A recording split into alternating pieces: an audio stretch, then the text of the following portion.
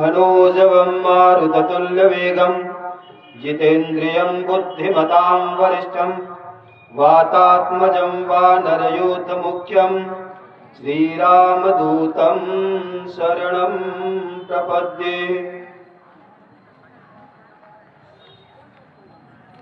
श्रीमच्छङ्करशेषवल्लभमधोच्छिष्टो महामोक्षदो निम्बार्काभिनवादिशास्त्रनिपुणैर्नाराधितः सर्वदा रामानन्दसिताङ्गभक्तप्रवरयो लोकसञ्चारितो वेदान्तागमशास्त्रवाडवपतिः संरक्षको निग्रह श्रीमच्छैव दिवाकराच्युतपदे वैनायके श्रीकुले श्रोतस्मार्तपुराणकौलभवने वर्णाश्रमे वर्णितम् आचार्यादिमहाजनाचरणसन्देशे सदालोकितम् तत्सद्धर्मप्रसारणे ग्रगतिमां श्रीसद्गुरोर्निग्रह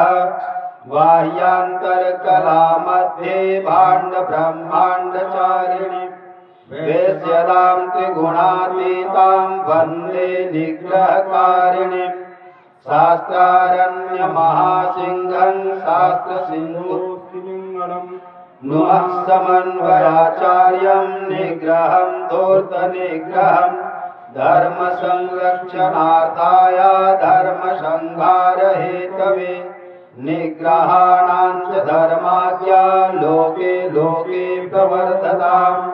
प्रेम से बोले गणेश महाराज की, बोले जगत जननी माता की, बोले सियावर रामचंद्र की, पवन सुत हनुमान की, बोले शंकर भगवान की।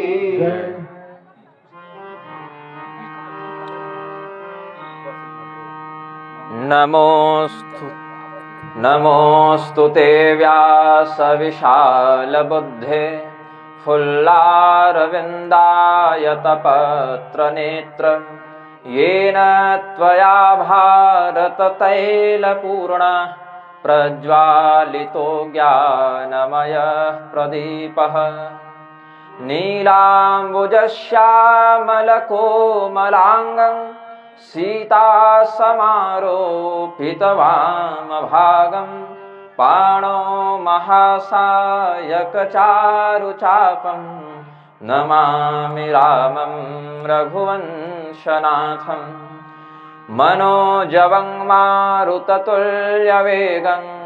जितेन्द्रियं बुद्धिमतां वरिष्ठं वातात्मजं वानरयूथमुख्यं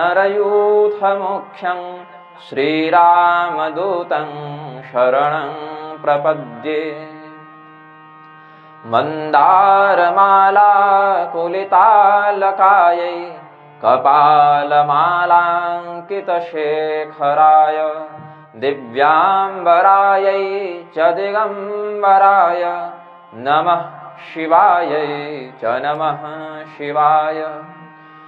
बाह्यान्तरकलामध्ये भाण्डब्रह्माण्डचारिणीं विश्वदां त्रिगुणातीतां वन्दे निग्रहकारिणीम् उदितरविप्रभावन्निग्रहायै च पूर्वे जगति दिविजये युवराधका धर्मवृत्ते नदनुकपटशास्त्रायावकाये महान्तः प्रकटितमतिशास्त्रान्नग्रजान् नौमि नित्यम्। प्रेम से बोलिए आनंद कंद भगवान की।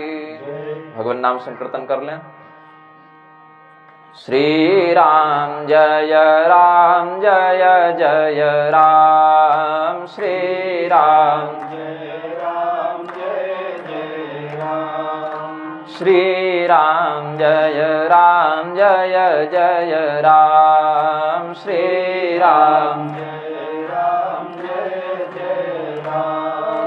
जय जय विघ्नहरण हनुमान, जय जय विघ्नहरण हनुमान, जय जय विघ्नहरण हनुमान, जय जय विघ्नहरण हनुमान। श्री राम जय राम जय जय राम श्री राम जय राम जय जय राम। कौशल्या के प्यारे राम, कौशल्या के प्यारे राम, दशरथ राज दुलारे राम, दशरथ राज दुलारे राम, सीता प्राणय धारे राम, सीता प्राणय धारे राम। श्री राम जय राम जय जय राम श्री राम जय राम जय जय राम, श्री राम जय राम जय जय राम श्री राम जय राम जय जय राम। प्रेम से बोलिए आनंद कंद भगवान की। पूर्व दिवस के कथा वृत्तांत में हमने भगवान शिव एवं भगवती पार्वती के विवाह का वर्णन किया। भगवती पार्वती ने पुनः इस जन्म में भी भगवान महादेव से वही प्रश्न किया जो उन्होंने पूर्व जन्म में किया था। जो परब्रह्म निर्गुण निर्मल निर्विकार निर्लेप अव्यक्त है, उसे मनुष्य शरीर को धारण करने की आवश्यकता क्यों पड़ी और मनुष्य शरीर को धारण करके उन्होंने नानाविध कर्मों में अपनी सक्रियता का प्रदर्शन क्यों किया। पूर्व जन्म में जब यह प्रश्न किया था भगवती ने, तो उनके चित्त में संदेह और अश्रद्धा दोनों थी। इसीलिए भगवान शिव के बताने पर भी उन्हें वह ज्ञान प्रबुद्ध नहीं कर सका। प्रश्न वही है इस बार भी, किंतु अब अश्रद्धा का स्थान नहीं है, श्रद्धा का स्थान है। और श्रद्धावान लभते ज्ञानम, जो व्यक्ति श्रद्धा युक्त हृदय वाला है उसे ज्ञान की प्राप्ति हो जाती है। तो भगवत तत्व विषयक जो प्रश्न भगवती पार्वती ने किया है भगवान महादेव से, उसके उत्तर में जब जब हो धर्म के हानि, जो हमने कल वर्णन किया, असुर मारि थापहि सुरन राखहि निज श्रुति सेतु, जग विस्तार ही विशद जस राम जन्म कर हेतु। धर्म की हानि और अधर्म की वृद्धि होने पर अपने भक्तजनों को उस कष्ट से मुक्त करने के लिए, असुरों के संहार के लिए, धर्म की मर्यादा को पुनः स्थापित करने के लिए भगवान का अवतार होता है। भगवान महादेव ने बताया कि अलग अलग कल्पों में अलग अलग कारणों को माध्यम बनाते हुए भगवान अवतरित होते हैं। एक बार की बात है, देवर्षि नारद का शाप भी इसमें निमित्त बन गया। तो भगवती पार्वती ने यह सुनकर जिज्ञासा व्यक्त की, देवर्षि नारद तो बड़े भक्त हैं, परम ज्ञानी हैं, उनके चित्त में सत्वगुण का, धैर्य का, भक्ति का, ज्ञान का बाहुल्य है। उनके चित्त में क्रोध आना तो बड़ी आश्चर्यजनक घटना घटित हुई, और क्रोध आ भी गया तो का अपराध रमापति कीन्हा, भगवान ने ऐसा कौन सा अपराध किया कि भगवान पर ही भक्त को क्रोध आ गया। ये तो विपरीत बात हो गई ना। भक्त ही भगवान पर क्रुद्ध हो जाए और भगवान को शाप दे दे और उस शाप के भोग को पूर्ण करने के लिए भगवान पृथ्वी पर आ जाएं, इतनी बड़ी घटना के पीछे रहस्य क्या है, पूरी बात क्या है, यह आप हमें बताएं। भगवान महादेव ने पूरा वृत्तांत बताना प्रारंभ किया। हिमगिरि गुहा एक अति पावनी, हिमगिरि गुहा एक अति पावनी, बह समीप सुर सरी सुहावनी, बह समीप सुर सरी सुहावनी, आश्रम परम पुनीत सुहावा, आश्रम परम पुनीत सुहावा, देख देव ऋषि मन अति भावा, देख देव ऋषि मन अति भावा। हिमालय पर्वत में एक ऐसा स्थान जहाँ बहुत ही सुंदर गुफा थी, जहाँ बहुत ही सुंदर सुंदर उपवन, पुष्प, सुगंधित वायु, शीतल जल का बाहुल्य था, बगल में ही गंगा बह रही थी। एक ऐसे स्थान को देखकर देवर्षि नारद के मन में तपश्चर्या का विचार हुआ। इतने सुंदर, इतने शांत, इतने निर्मल स्थान पर हम भगवान की भक्ति करें, तपश्चर्या का आचरण करें, ऐसा देवर्षि नारद ने विचार किया। यद्यपि देवर्षि नारद को दक्ष प्रजापति का शाप है, एक स्थान पर अधिक समय वे नहीं ठहर सकते, वे निरंतर भ्रमणशील रहेंगे, किसी एक स्थान पर वे टिक कर ठहर कर नहीं रह सकते, ऐसा दक्ष प्रजापति का शाप है। किंतु वह शाप भी भगवान की भक्ति के कारण जो तपस्या का विचार नारद के मन में उत्पन्न हुआ, उस सत संकल्प के कारण निष्प्रभावी हो गया। वह शाप देवर्षि नारद पर उस कालखंड में अपना प्रभाव नहीं दिखा सका। देवर्षि नारद ने वहां पर बहुत ही कठोर तपस्या करना प्रारंभ किया। उनकी तपस्या से देवराज इंद्र के मन में यह भय उत्पन्न हो गया कि कहीं ये हमारे इंद्र पद को प्राप्त न कर लें, इनकी तपस्या का तेज इतना न बढ़ जाए कि हमारे गद्दी पर, हमारे राज्य पर, हमारे सिंहासनासीन होने पर कोई संकट उत्पन्न हो जाए।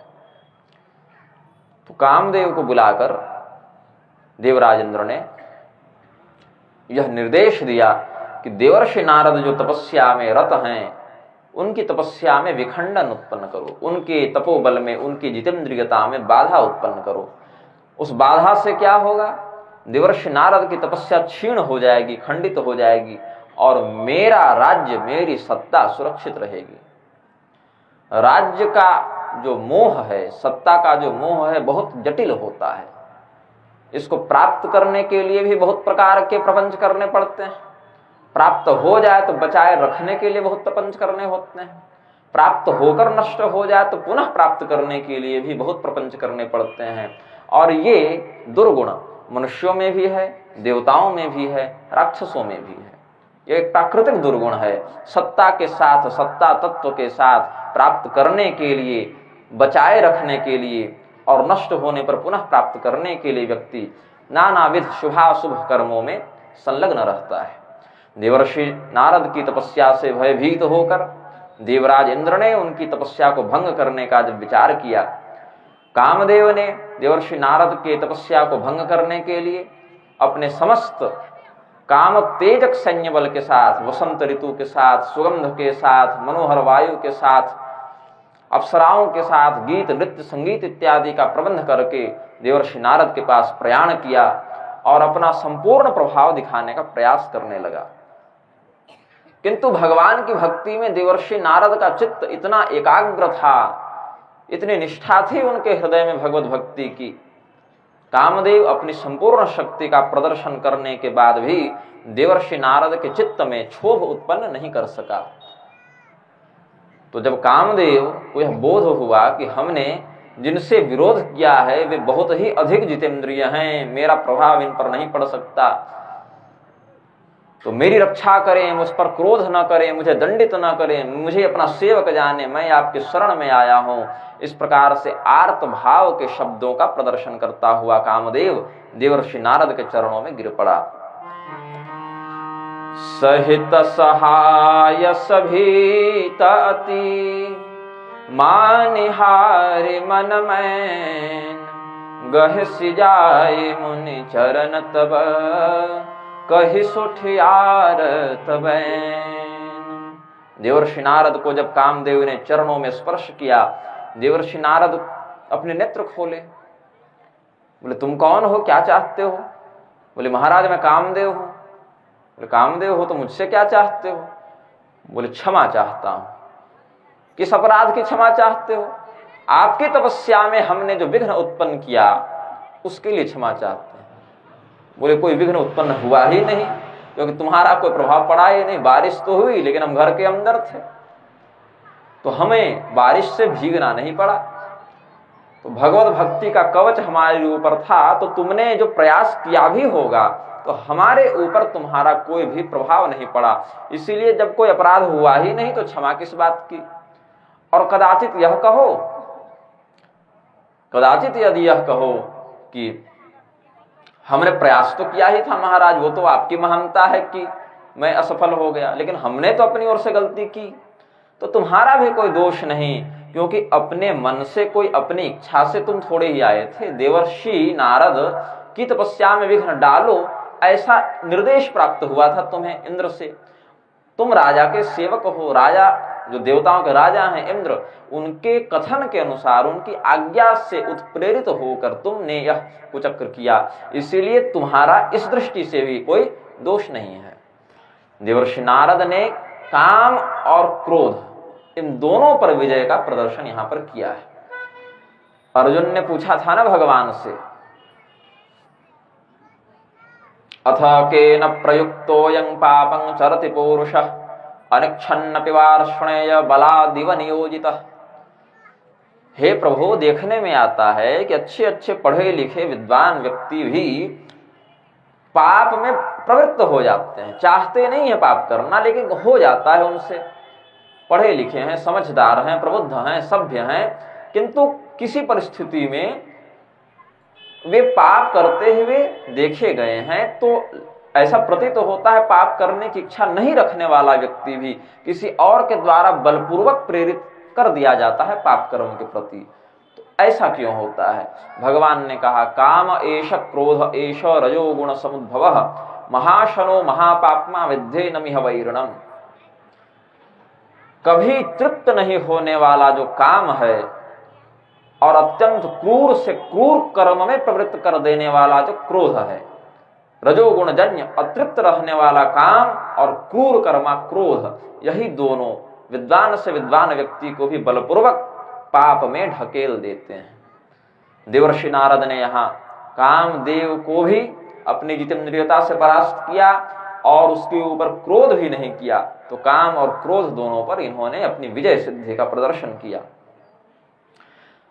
कामदेव गया देवराज इंद्र के पास और कहा, महाराज अपने सिलेबस से बाहर के हैं वो, हमारी जो क्षमता है, हमारा जो बस चले उन पर, ऐसा नहीं है, हमारी क्षमता के बाहर के विषय हैं देवर्षि नारद, हमारी शक्तियां उनको बाधित नहीं कर सकती।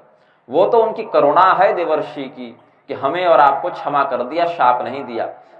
काम और क्रोध दोनों पर वे विजय प्राप्त कर चुके। अब देवर्षि नारद को भी जब अनुभव हुआ कि अरे मैंने तो बड़ा गजब काम कर दिया, बड़े बड़े ऋषि महर्षि भी काम और क्रोध पर विजय प्राप्त नहीं कर सके, हमने तो कुछ ऐसा कार्य कर दिया जो त्रिलोकी में अद्भुत है।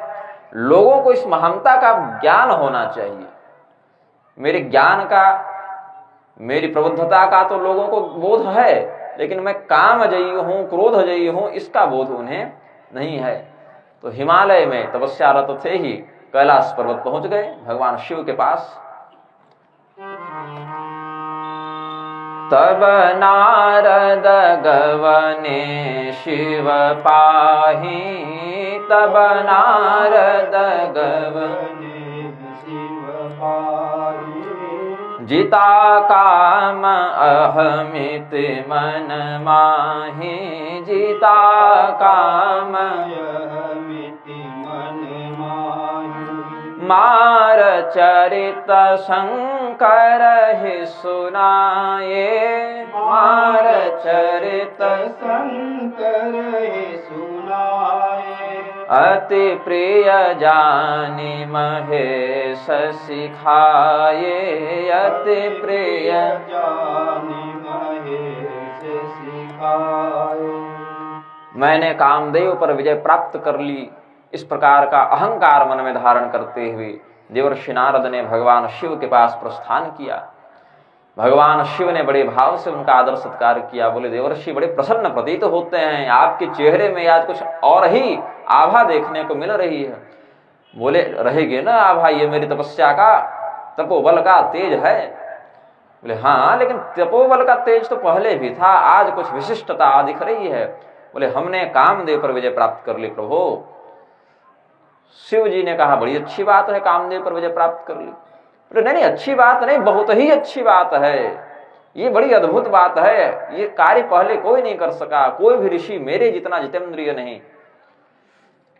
तो भगवान शिव समझ गए कि अब इनके अंदर अपनी इस सिद्धि का, इस जितेंद्रियता का अहंकार उदित हो रहा है।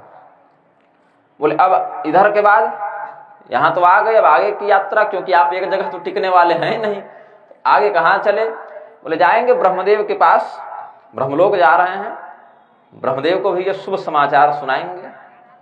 बोले उसके बाद?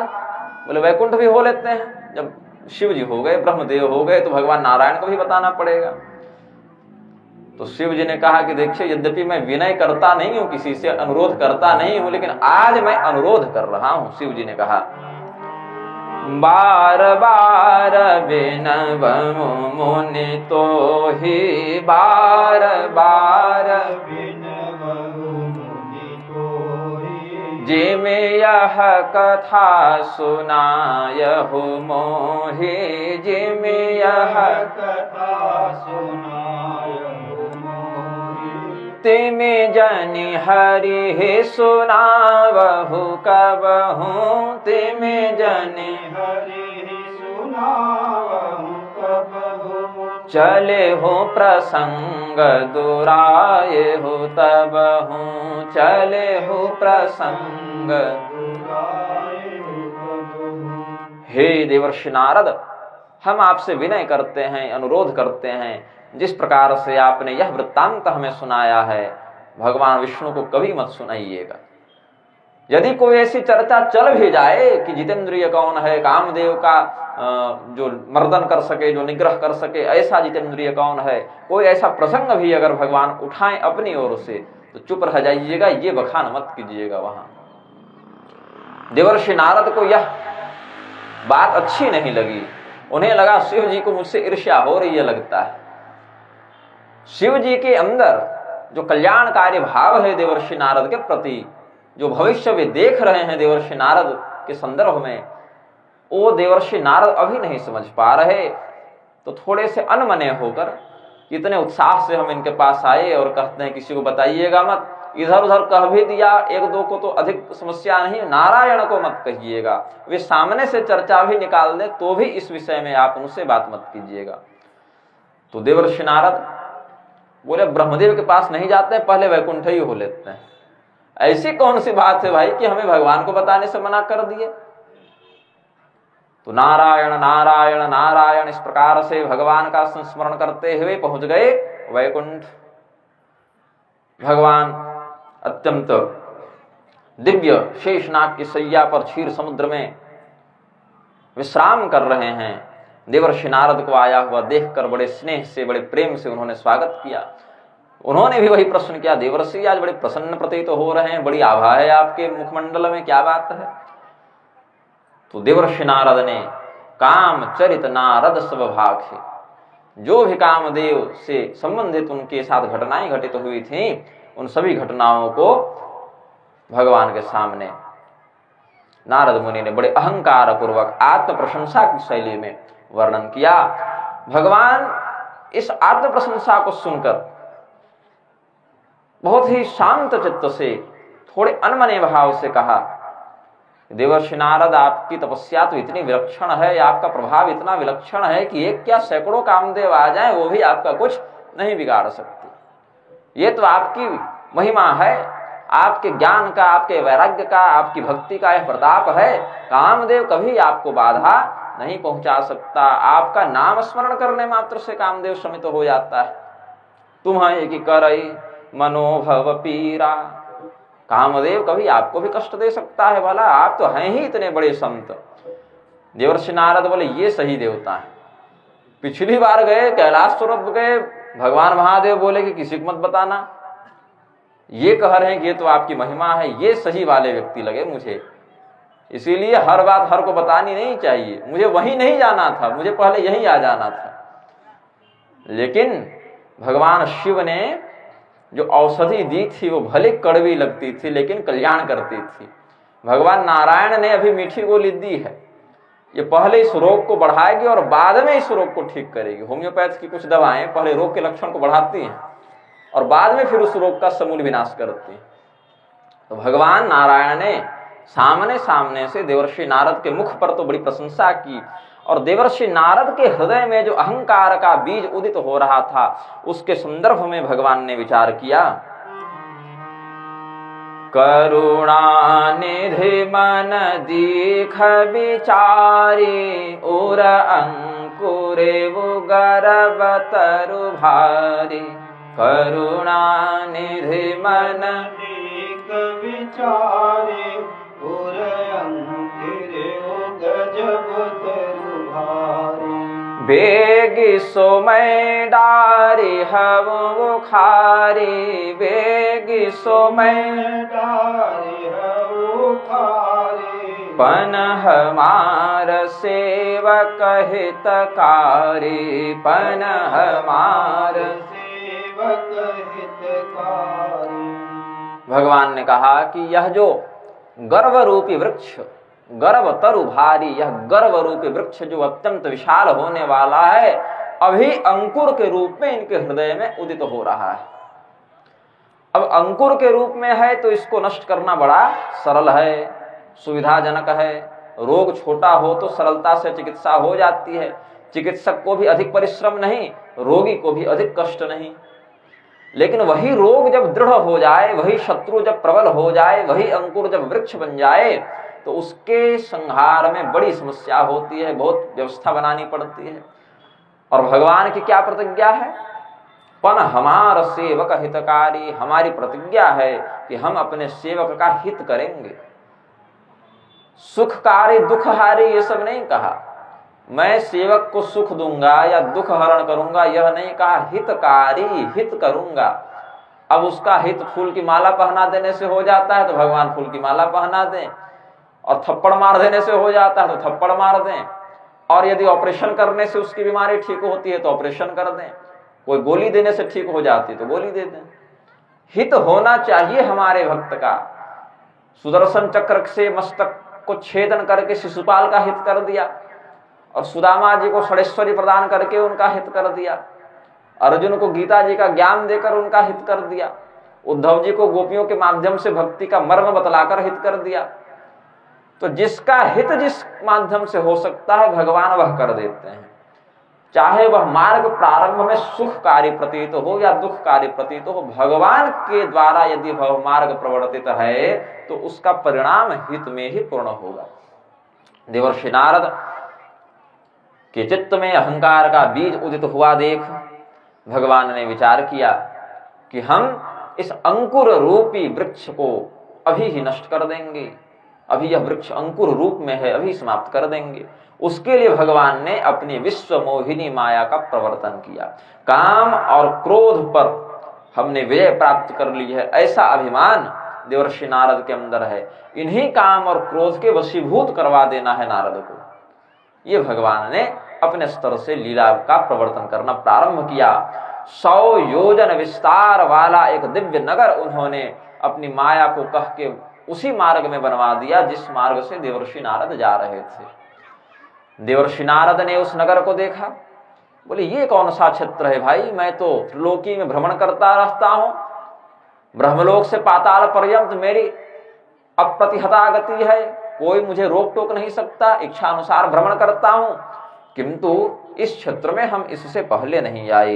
ये कोई बड़ा ही अद्भुत नगर जान पड़ता है, इसका भी हम थोड़ा विहारानंद प्राप्त करें, यहां भी थोड़ा घूम फिर लें। देवर्षि नारद उस नगर में प्रवेश किए, उस मायामय नगर में प्रवेश किए। भगवती लक्ष्मी की माया से वह नगर निर्मित था। वहां भगवती लक्ष्मी की ही एक अंशभूता कन्या जो राजकुमारी थी विश्व मोहिनी, उसका भगवान नारायण ने लक्ष्मी जी के अंश से प्रवर्तन कर दिया।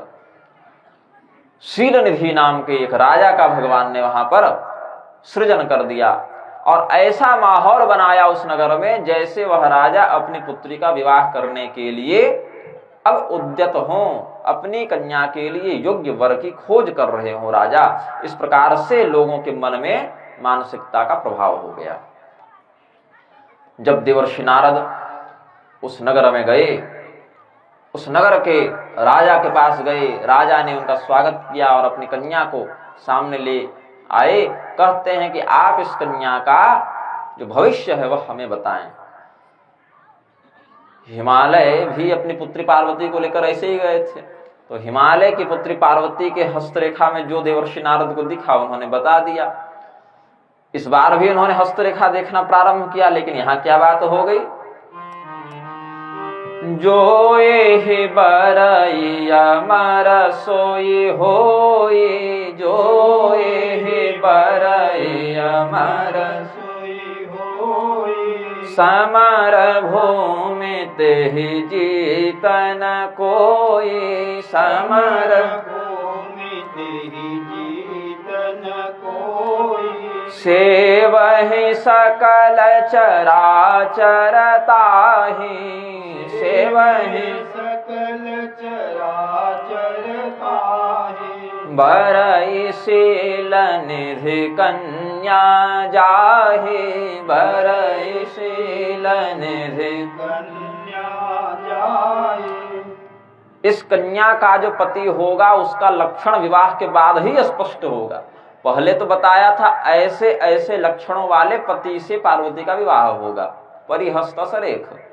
यहाँ क्या देखते हैं कि चाहे पहले वह जैसा भी हो, विवाह यदि इससे हो गया, शील निधि की पुत्री से हो गया विवाह, तो उसमें ये लक्षण प्रकट हो जाएंगे। वह अमर हो जाएगा, उसकी मृत्यु ही नहीं होगी, युद्ध में उसे कोई जीत नहीं सकेगा, वह सर्वथा अपराजित रहेगा, संपूर्ण प्राणी उसकी सेवा करेंगे, उसको किसी की सेवा नहीं करनी पड़ेगी, संपूर्ण चराचर जगत उसकी सेवा करेगा, वह अमर हो जाएगा, वह अपराजित हो जाएगा। देवर्षि नारद ने सोचा कि अगर मैं ही इससे विवाह कर लूं तो विवाह के कारण भवानी तत्पाणि ग्रहण परिपाटी फलमिदम, शंकराचार्य जी कही हैं, विवाह की बड़ी महिमा बताई। बोले इससे विवाह अगर हमारा हो जाए तो हम भी इस प्रकार से अमर, अपराजित, सर्वशव्य, सर्ववंद्य हो जाएंगे। तो ऊपर ऊपर से कुछ बनाकर बता दिया कि सब बढ़िया है, अच्छा है, सब मंगल है, कोई अशुभ नहीं, कोई दोष नहीं, कोई संकट नहीं। अंदर से लग गए प्रबंध में, ऐसा क्या प्रबंध करें कि इस कन्या से हमारा विवाह हो जाए।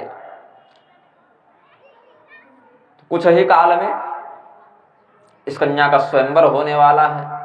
ऐसा जानकर देवर्षि नारद ने सोचा कि कौन सा ऐसा कार्य किया जाए कि अतिशीघ्र इस कन्या के हृदय में हमारे प्रति प्रेम का बाहुल्य हो और बिना किसी झंझट के स्वयंवर में यह कन्या स्वयं ही हमारा वरण कर ले। ये देवर्षि नारद ने चित्त में विचार किया। बोले कि अब कौन सा देवता मेरी सहायता कर सकता है। तो अभी वैकुंठ से मिलकर आ रहे थे भगवान से। बोले जिस रास्ते से आए हो उसी रास्ते पर वापस चलो।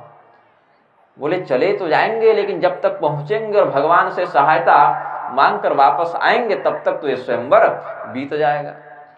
तो हम तो भले नहीं जा सकते तुरंत वहां, भगवान तो आ सकते हैं। तो वहीं पर अत्यंत आतुरता में भगवान का आवाहन कर दिया।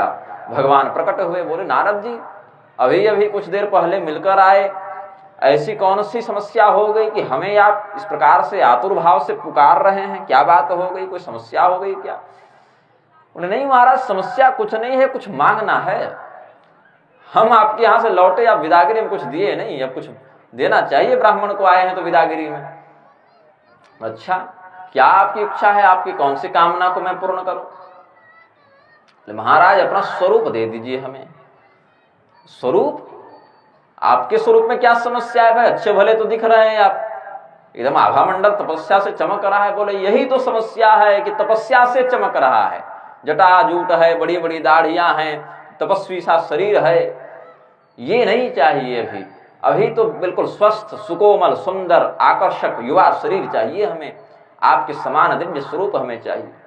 आपन रूप देहु प्रभु मोहि, आन भांति नहीं पावोहि। उस कन्या को मैं किसी अन्य उपाय से नहीं प्राप्त कर सकता। सर्वांग सुंदर नारायण का मुझे वैष्णव स्वरूप चाहिए। भगवान ने यह नहीं कहा कि दूंगा, और यह भी नहीं कहा कि नहीं दूंगा।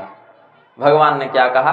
क्योंकि पन हमारा सेवक हितकारी, हमारे भक्त का हित करूंगा, ऐसा भगवान ने प्रण ले रखा है। कौन्तेय प्रतिजानी ही न मे भक्तः प्रणश्यति। अर्जुन इस बात को निश्चय करके समझ लो कि मेरा भक्त कभी नष्ट नहीं होता, हम उसको नष्ट नहीं होने देते। थोड़ा बहुत ऊपर नीचे माया के प्रभाव से भटक भी जाए तो हम उसको संभाल लेते हैं, उबार लेते हैं, फिसलने नहीं देते। तो देवर्षि नारद को क्या उत्तर दिया भगवान ने? जे ही विधि हो ही परम हित, नारद सुनहु तुम्हार। सोई हम करवन आन कछु बचन न मृषा हमार। हे देवर्षि, आपका हित जिसमें होगा हम वही करेंगे, इसके अलावा हम कुछ और नहीं करेंगे। और मेरा वचन असत्य नहीं होता, आप तो जानते ही हैं। सत्यनारायण का वचन असत्य हो जाए ये तो संभव नहीं, तो हमारा वचन कभी असत्य होता नहीं। इसीलिए हम वही करेंगे जिसमें आपका हित हो, इसके अतिरिक्त हम और कुछ नहीं करेंगे। बोले बड़ी कृपा महाराज, मेरा हित तो इसी में है, यही कर दीजिए। अब आप एक बार ये कर दीजिए, फिर तो कोई मेरा अहित भी नहीं कर सकता, चाह ले तो हम ऐसे ही अमर हो जाएंगे, ऐसे ही हम अपराजित हो जाएंगे। अंदर अंदर बोल रहे हैं। बस कहा महाराज यही हित कर दो, जो मुझे अपना स्वरूप मैंने मांगा आपका सो हमें प्रदान कर दो। भगवान ने कहा ठीक है। चिकित्सक के पास रोगी अपनी ओर से डिमांड करता है कि हमको ऐसी दवा दीजिएगा, ऐसी दवा दीजिएगा, लेकिन उत्तम चिकित्सक वही औषधि देता है जो वास्तव में हितकारी हो। यदि कभी रोगी परहेज को छोड़ के मनमाना भोजन करने लगे, अपथ्य का सेवन करने लगे, तो कुशल चिकित्सक उसको वह अपथ्य प्रदान नहीं करता मांगने पर भी। उसी प्रकार से जैसे आपका हित होगा हम वही करेंगे। आप इस समय कुपथ मांगने वाले रोगी हैं और मैं भवरोग हर वैद्य हूं। भगवान ने जब इस प्रकार से कहा तो हमारी भाषा जब आप लोग नहीं समझते तो भगवान की भाषा नारद जी क्या समझेंगे। जैसे हमारी बात आप लोग के ऊपर ऊपर से गुजर जाती सिद्धांत वाली बातें, तो भगवान की बात भी देवर्षि नारद के माथे के ऊपर ऊपर से गुजर गई। बोले महाराज बोले तो बहुत बढ़िया, लेकिन क्या बोले समझ में नहीं आया। तो भगवान जो कहे अच्छा ही कहे होंगे, मेरा काम बनाने के लिए ही कहे होंगे, इस विश्वास के साथ देवर्षि नारद प्रसन्न हो गए। माया विवश भय मुनि मूढ़ा। जो देवर्षि नारद परम ज्ञान स्वरूपी हैं वे भी माया के वशीभूत होकर मूढ़ बन गए। मौढ़्य भाव को उन्होंने धारण कर लिए और भगवान की इस गूढ़ वाणी का जो वास्तविक तात्पर्य था उसको समझ नहीं सके, क्योंकि चित्त उस समय स्वस्थ नहीं था, चित्त उस समय काम विह्वल हो रहा था। भगवान तथास्तु कहे अंतर्ध्यान हो गए। अब देवर्षि नारद ने हरि का रूप मांगा था। हरि बहुतों को कहते हैं, बहुवर्थक शब्द है हरि। भगवान को भी हरि कहते हैं, सिंह को भी हरि कहते हैं, बंदर को भी हरि कहते हैं, कहीं कहीं सर्प इत्यादि के लिए भी हरि शब्द आया है। तो हरि का स्वरूप मुझे मिले यह कामना तो उन्होंने की, लेकिन इसमें हरि का अर्थ क्या था ये स्पष्ट नहीं किया भगवान के सामने। तो भगवान ने कहा कि हरि का अर्थ तो बंदर भी होता है, वही वाला इधर लगा दो, प्लास्टिक सर्जरी इनकी करो यौगिक माध्यम से। भगवान तथास्तु कहे, इनको विश्वास हो गया कि अपना ही दिए होंगे। अब उस रूप में भी क्या विचित्रता थी कि देवर्षि नारद को अपना स्वरूप तो भगवान विष्णु के समान जान पड़ रहा है, अपने लिए हरि का स्वरूप मांगा उन्होंने तो उनके लिए हरि नारायण का भाव धारण करने वाले थे। हरि शब्द का अर्थ उन्होंने नारायण लगाया तो अपना स्वरूप उन्हें नारायण के समान लगने लगा। अब चेहरा तो नहीं दिख रहा था, लेकिन बाकी जहां तक देख रहे थे बोले बड़ा सुंदर शरीर बन गया हमारा। भगवान ने हरि का अर्थ लगाया बंदर, तो उन्होंने अपनी ओर से हरि का अर्थ लगाकर अपने अनुसार रूप दे दिया, तो राजकुमारी के लिए वह स्वरूप बंदर के समान प्रतीत होने लगा। देवर्षि नारद जाकर स्वयंवर में बैठ गए। वह राजकन्या उधर से हाथों में जयमाल धारण करके आई। सभी राजाओं को देखते हुए, उनके गुणों का श्रवण करते हुए सखियां मंत्रीगण बता रहे थे ये अमुक देश के राजा हैं, इनमें यह पराक्रम है, यह कौशल है, यह विद्या है, यह सद्गुण है। इस प्रकार से नानाविध राजाओं का यशोगान सुनते हुए वह राजकन्या उस स्वयंवर भूमि में विचरण करती हुई तब देवर्षि नारद के पास आई। तो देवर्षि नारद इस विश्वास के साथ बैठे थे कि अब हमारे ही गले में यह वरमाला डालेगी, लेकिन उसने जैसे ही देवर्षि नारद की ओर एक दृष्टिपात किया, एक नजर डाली, वैसे ही अत्यंत क्रुद्ध होकर उसने अपना चेहरा घुमा लिया और दूसरी ओर जाने लगी। तो देवर्षि नारद ने सोचा कि संभवतः मेरे स्वरूप पर इसका ध्यान नहीं गया होगा, तो घूमकर जिधर वह राजकुमारी जा रही थी उधर जाकर बैठ गए। उस दिशा की ओर जब उस राजकन्या ने अपनी दृष्टि डाली, उधर भी वही नारद मुनि दिखे, तो फिर क्रुद्ध भाव से दूसरी ओर जाने लगी। कुल मिलाकर जिस दिशा की ओर नारद मुनि बैठकर उस कन्या के चित्त को अपनी ओर आकर्षित करने का प्रयास करते, उस दिशा की ओर से वह अपना मुख मोड़ लेती थी। जेहि दिश बैठे नारद फूली, जेहि दिश बैठे नारद सो देश ते न बिलो की भूली, सो देश न बिलो की भूली। पुनि पुनि मुनि उकसहि अकुलाहि, पुनि पुनि मुनि उकसहि अकुलाहि। देखे दसाहर गण मुस्काहि, देखे दसाहर गण मुस्काहि। अब ब्रह्मदेव के पास तो नारद जी को जाने का अवसर प्राप्त हुआ नहीं। बीच में पहले कैलाश गए, वहां से वैकुंठ गए, वैकुंठ से लौटते समय मार्ग में ही यह दिव्य मायामय नगर मिल गया था। और भगवान महादेव ने जब देवर्षि नारद को कहा था कि भगवान विष्णु को ये सब मत बताइएगा, और उनके चित्त में, देवर्षि नारद के चित्त में जब खिन्नता उदित हुई तो भगवान समझ गए ये जरूर आगे गड़बड़ करेंगे, इनको मेरे वचन में श्रद्धा नहीं है। तो अपने 2 सेवकों को, 2 रुद्रगणों को कह रखा था कि तुम देवर्षि नारद के पीछे पीछे लगे रहो, और ये क्या करते हैं, कहाँ जाते हैं, इनके साथ क्या होता है, हमें खबर देते रहना। गुप्तचर अपने लगा रखे थे शिव जी ने। वे गुप्तचर इस समय भी उपस्थित थे, ब्राह्मणों का शरीर धारण करके देवर्षि नारद के ही पीछे बैठे थे। और देवर्षि नारद की जब यह वृत्ति उन्होंने देखी, ये क्रियाएं उन्होंने देखी, ये चाहते हैं राजकुमारी इन्हें देख ले, और राजकुमारी कहती है कि इस बंदर को हमारे स्वयंवर में कौन लेकर आ गया। तो ये दोनों के मध्य जो असंतुलन देखे, बोले एक दूसरे को देखना पसंद नहीं कर रहे। देवर्षि नारद जिस दिशा की ओर बैठ जा रहे हैं, उस दिशा की ओर यह गर्दन नहीं घुमा रही। ऐसी स्थिति में देवर्षि नारद की व्याकुलता को देखकर रुद्रगण हंसने लग गए। उसी समय भगवान स्वयं एक राजकुमार का, एक राजा का शरीर धारण करके वहां पर उपस्थित हुए, और लक्ष्मी के अंश से मायामय विग्रह को धारण करके उत्पन्न हुई विश्वमोहिनी कन्या से विवाह करके उसे ले गए। अब जब उस कन्या को भगवान अपने साथ ले गई, वह कन्या भगवान के गले में जयमाला डाल देती है। देवर्षि नारद का चित्त और भी क्षुब्ध हो गया, और जिस समय इनके चित्त में बहुत क्रोध, बहुत क्षोभ, बहुत निराशा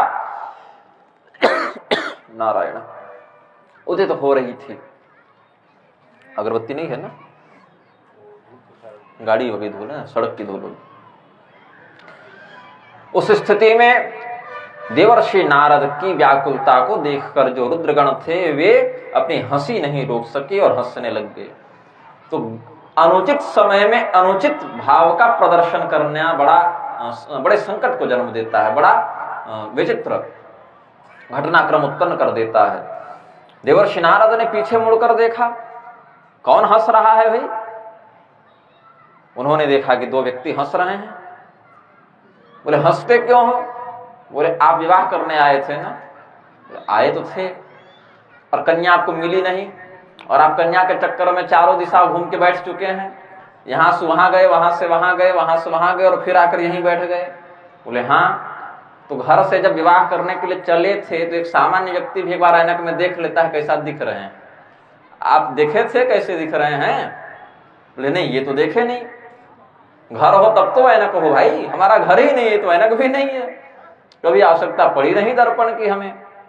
बोले तो आज पड़ेगी, पहले दर्पण में अपना चेहरा देख लीजिए कि आपके विवाह के निरस्त होने का कारण क्या है। बोले अब दर्पण कहाँ खोजते चलें, कहाँ खोजते चलें? बोले महाराज अब आपके कमंडल में जल तो है, उस जल में देख लीजिए। जब देवर्षि नारद ने जल में अपना चेहरा देखा तो स्पष्ट रूप से अत्यंत भयंकर वानर के समान उनका स्वरूप प्रतीत हुआ। और उस समय भी ये दोनों हंस रहे थे। देवर्षि नारद ने समझ लिया कि ये रुद्रगण हैं, मेरा उपहास कर रहे हैं, और वही शाप दे दिया।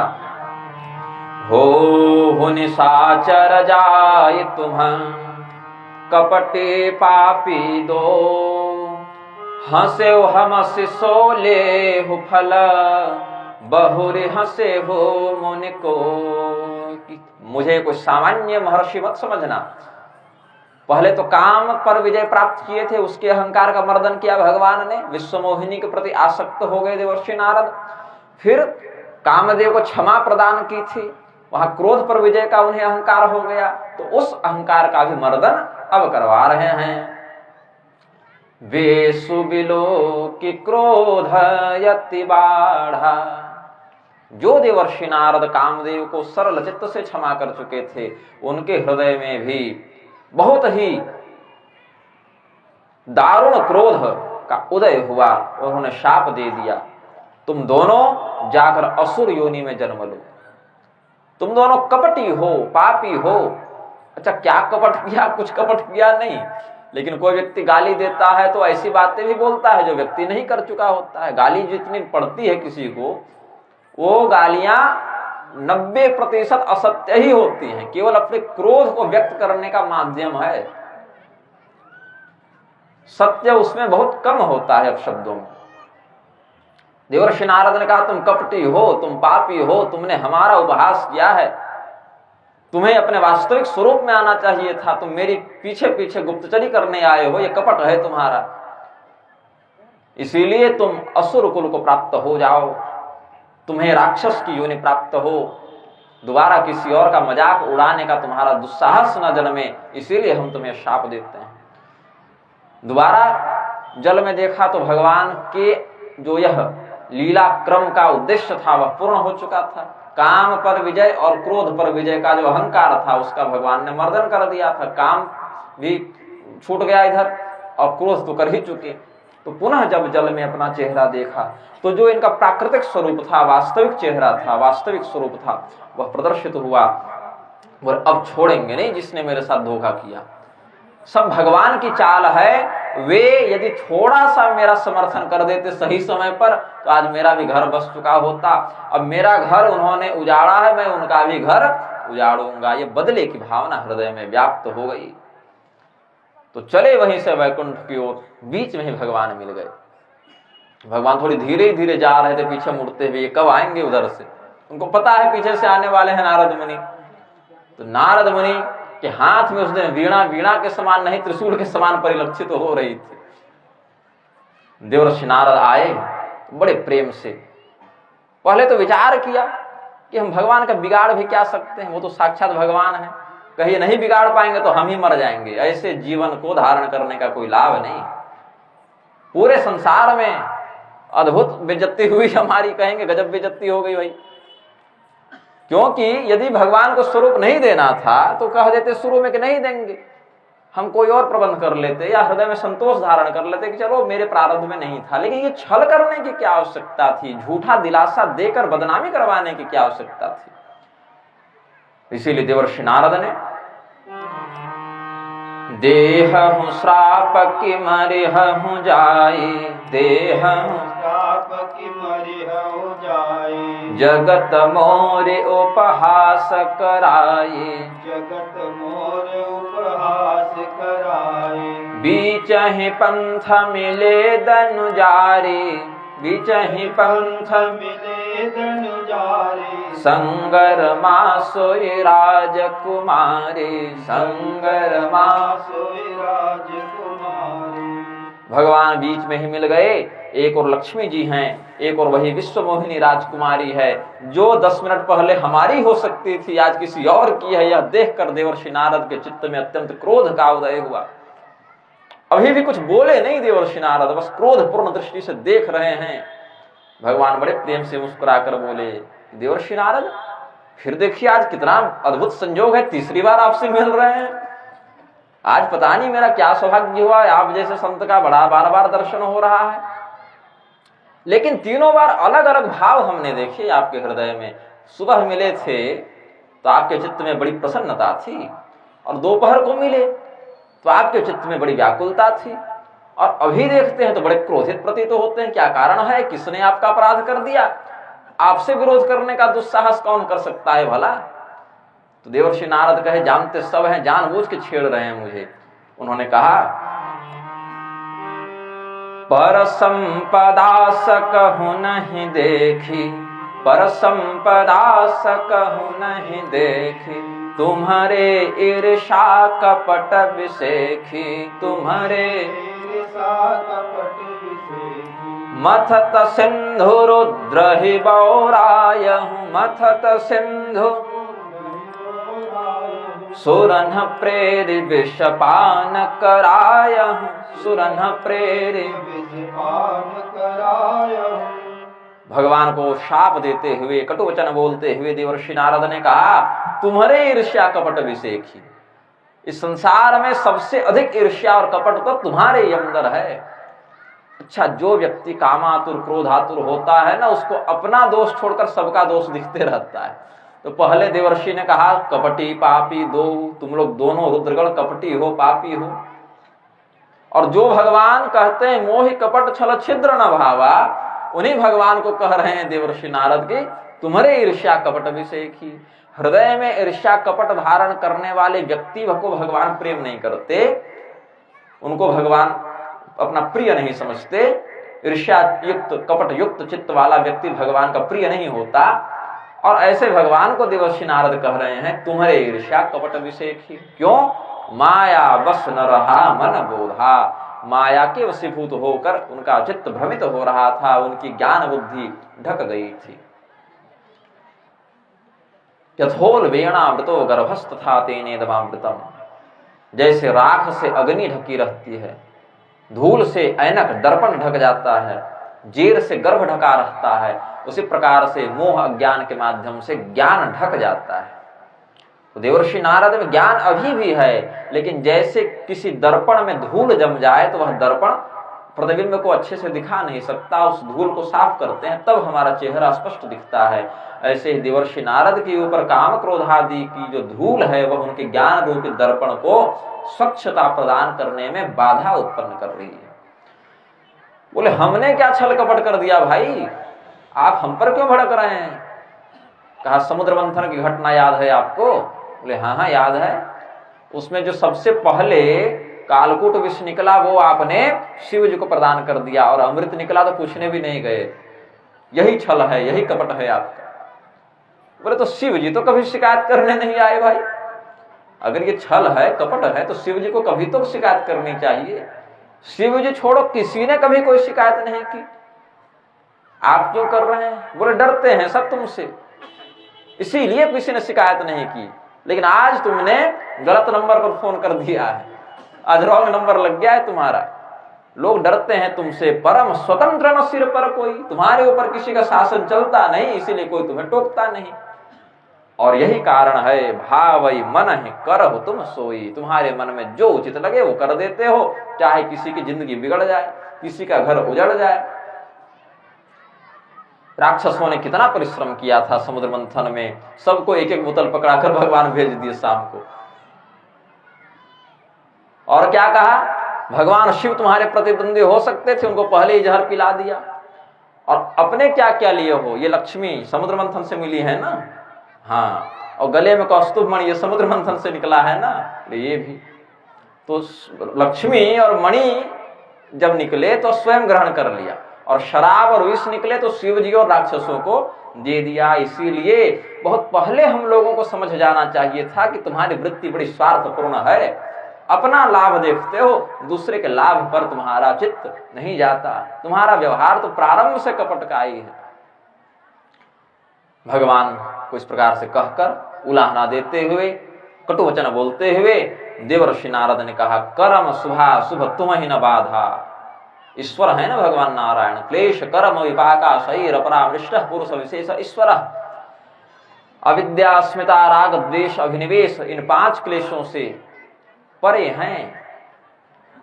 पाप पुण्य मिश्रित, पाप पुण्य रहित, क्रियमाण संचित प्रारब्ध सकाम एवं निष्काम, ये 9 प्रकार के कर्म से भी भगवान परे हैं। तो कर्म प्रारब्ध में आप बंधे नहीं, कर्म शुभा शुभ तुम्हें न बाधा, अच्छे बुरे कर्म का कोई प्रभाव पड़ता नहीं, कर्म प्रारब्ध को भोगने के लिए तुम बाध्य नहीं। इसीलिए अभी तक जो मनमानी करनी थी तुमने कर दिया, अब लगे तुम ही न काहू साधा, अब तक तुमको किसी ने अनुशासित नहीं किया, अब हम करेंगे। भगवान लक्ष्मी जी की ओर देखे, बोले देखो अभी हमको अनुशासित करने जा रहे हैं, सुन लेना, और आगे आने वाली लीला में वैसे वैसे करना है तुमको। भगवान कह ध्यान से सुनना क्या क्या साथ मिलने वाला, इतना करना पड़ता है तब बैठे हैं हम इस गद्दी पर। सबका कल्याण करो, सबका हित करो, लेकिन गाली सब देते हैं। चिकित्सक चाहे कितना भी प्रयास करे, अपनी ओर से कोई कमी ना करे। लेकिन मरीज की मृत्यु आए तो मर जाता है। अब चिकित्सक मृत्यु से तो नहीं डर सकता, अपनी ओर से प्रयास कर सकता है अपने ज्ञान के अनुसार, अपने विवेक के अनुसार कि चिकित्सक का कार्य है रोगी को बचाना, तो प्रयास कर सकता है।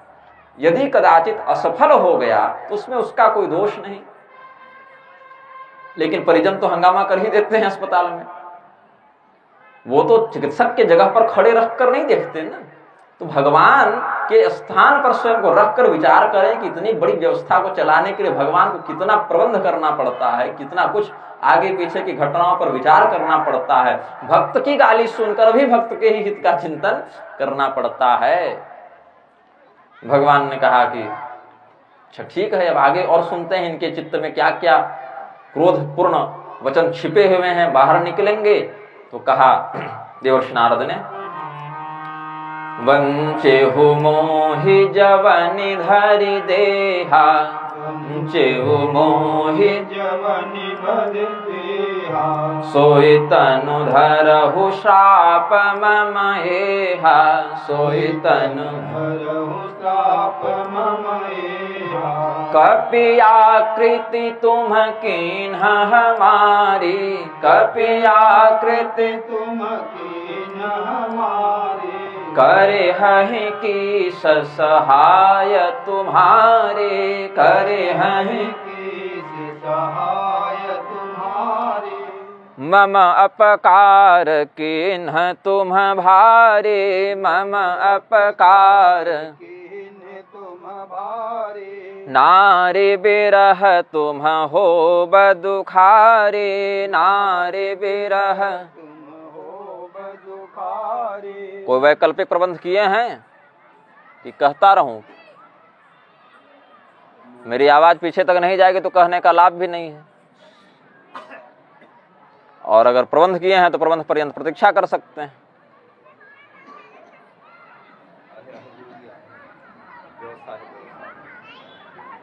मुख्य साहब के समय बिजली कट गई, भगवान बोले कि बहुत बार सुनाए हो। वैकल्पिक प्रबंध है, चलिए ठीक है।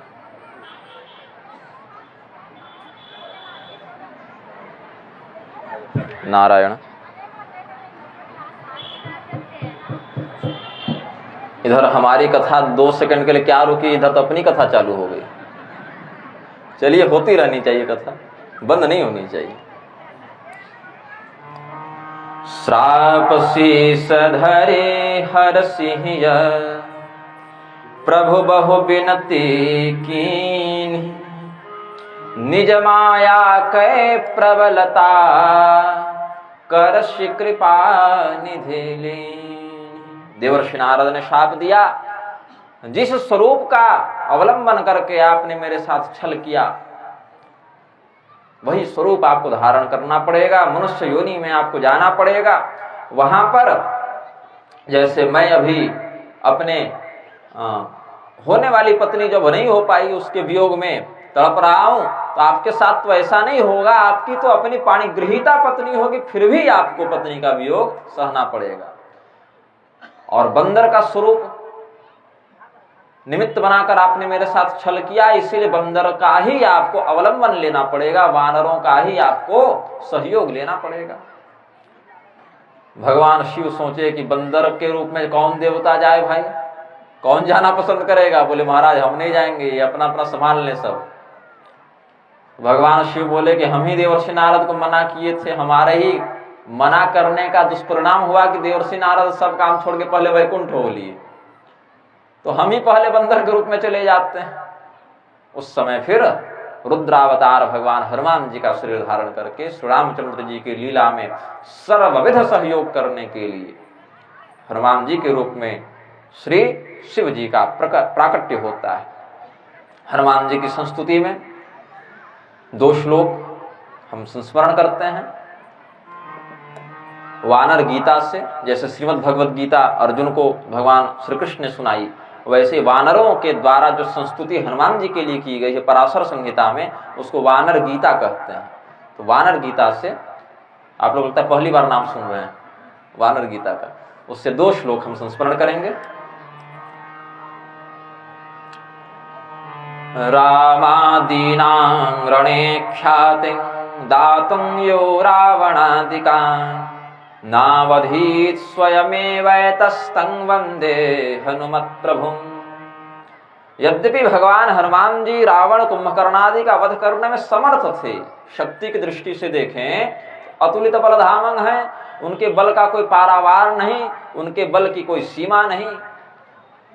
भगवान हनुमान जी यद्यपि रावण कुंभकर्ण आदि का वध करने में समर्थ थे, और जब सीता जी की खोज में गए थे तो निपटा के ही आते। अगर भगवती सीता जी की सम्मति प्राप्त हो जाती, उन्होंने तो प्रस्ताव भी रखा था कि भगवान आएंगे, इतनी दूर कष्ट करेंगे, तब रावण मरेगा, इसको तो हम ऐसे ही निपटा कर आपको ऐसे ही भगवान के पास ले जाएंगे, आप कोई चिंता मत कीजिए।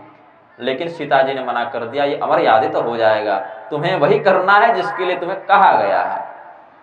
तो हनुमान जी यद्यपि रावण इत्यादि का वध करने में समर्थ थे, किंतु भगवान की लीला में विघ्न न पड़े, भगवान को रावण वध की ख्याति प्राप्त हो, इसके लिए हनुमान जी ने रावण का वध नहीं किया। ऐसे पराक्रम और मर्यादा के मध्य संतुलन स्थापित करने वाले हनुमान जी को हम प्रणाम करते हैं। फिर कहा, कुतो दुर्दिनं वा कुतो भौमवार कुतो वैधृतिस्तस्य भद्रा कथं वा कुतो वा व्यतिपात दोषक्षुतं वा हनुमत्पदध्यान वीताशुभस्य। जितने भी बुरे ग्रह हैं, बुरे दिन हैं, बुरे योग हैं, बुरे नक्षत्र हैं, अशुभ जो भी संसार में अशुभ तत्व है, चाहे वो दिन के रूप में हो, नक्षत्र के रूप में हो, ग्रह के रूप में हो, वार के रूप में हो, योग के रूप में हो, किसी शारीरिक सगुन अपसगुन के रूप में हो, कुछ भी अशुभ तत्व जो संसार में विद्यमान है, वह उन व्यक्तियों को बाधित नहीं करता जिन व्यक्तियों का चित्त सदैव श्री हनुमान जी के चरण कमलों में लगा रहता है। ये और हनुमान जी ने भी क्या कहा, उपनिषदों का वचन है, माम स्मरेद् राम किंकरम। हनुमान जी ने कहा कि केवल मोक्ष के लिए भगवान का स्मरण करो, केवल मोक्ष के लिए भगवान श्री रामचंद्र जी से निवेदन करो। यदि कुछ और कामना है तो भगवान को कष्ट मत दो। भगवान हमको यहाँ छोड़कर गए हैं कि जो राम भक्त हैं उनके बाकी कामनाओं की पूर्ति तुम कर लेना। तो मुझे यह सहन नहीं है कि मेरे रहते मेरे प्रभु को कोई बाकी कामों के लिए परेशान करे। तो भगवान श्री रामचंद्र जी के नाम का अवलंबन केवल इस संसार से छूटने के लिए करना चाहिए। बाकी और कोई कामना हृदय में हो तो उसके लिए मेरा स्मरण कर लिया करे। माम स्मरेद् राम किंकरम, भगवान श्री रामचंद्र जी का मैं सेवक विद्यमान हूँ। ये हनुमान जी ने वेदों में उपनिषदों में कहा। भगवान श्री रामचंद्र जी की लीला में सहयोग करने के लिए पहले हनुमान जी के रूप में भगवान शिव आए, जामवंत के रूप में ब्रह्मदेव इत्यादि, फिर धीरे धीरे अग्नि के, विश्वकर्मा के, नल नीलादि पुत्र आगे होते रहे। इस प्रकार से किम पुरुष योनि का आश्रय लेकर इनका अवतार हुआ। किम पुरुष योनि का अर्थ है बाहर से देखने पर जो पशु पक्षी के समान प्रतीत हो, किंतु व्यवहार से, सभ्यता से, आचरण से, पराक्रम से, ज्ञान से, ऐश्वर्य से वे देवताओं के समान प्रतीत हो, उसको किम पुरुष कहते हैं। तो भगवान हनुमान जी किम पुरुषों में सर्वश्रेष्ठ किम पुरुष हैं। किम पुरुषाणां हनुमान विद्याधराणां सुदर्शन, श्रीमद् भागवत में भगवान श्री कृष्ण बताते हैं जितने भी विद्याधर श्रेणी के देवता हैं उनमें मैं सुदर्शन विद्याधर हूं, और जितने किम पुरुष श्रेणी के देवता हैं उसमें मैं हनुमान नामक किम पुरुष हूं। किम पुरुषः अस्ति, क्या यह पुरुष है? इस प्रकार से संदेह जिसका व्यक्तित्व उत्पन्न करे, क्योंकि बाहर से देखने से तो बंदर लगता है, भालू लगता है, पक्षी लगता है, लेकिन आचरण से तो बड़ा प्रकांड, पराक्रमी, ज्ञानी देवता प्रतीत होता है। लेकिन बाहर से शारीरिक दृष्टि से यह वानर, पक्षी, भालू के समान प्रतीत होता है। इस प्रकार से यह पशु है कि देवता है, यह भ्रम जो उत्पन्न कर दे, क्या यह पुरुष है, इस प्रकार से भ्रम उत्पन्न कर दे, वह किम पुरुष है। जटायु जी, जामवंत, हनुमान, गरुड़ इत्यादि को इसी श्रेणी का देवता समझना चाहिए। दैहिक दृष्टि से, आध्यात्मिक दृष्टि से तो गरुड़ जी साक्षात भगवान के ही मुख्य नित्य पार्षद में गिने गए हैं। हनुमान जी भगवान के नित्य पार्षद में गिने गए हैं। और तीन दृष्टियों का आश्रय लेकर हनुमान जी ने श्री रामचंद्र जी से तीन रिश्ते रखे हैं, तीन संबंध रखे हैं। हनुमान जी ने क्या क्या है वह संबंध? देह दृष्ट्या तुदासोहम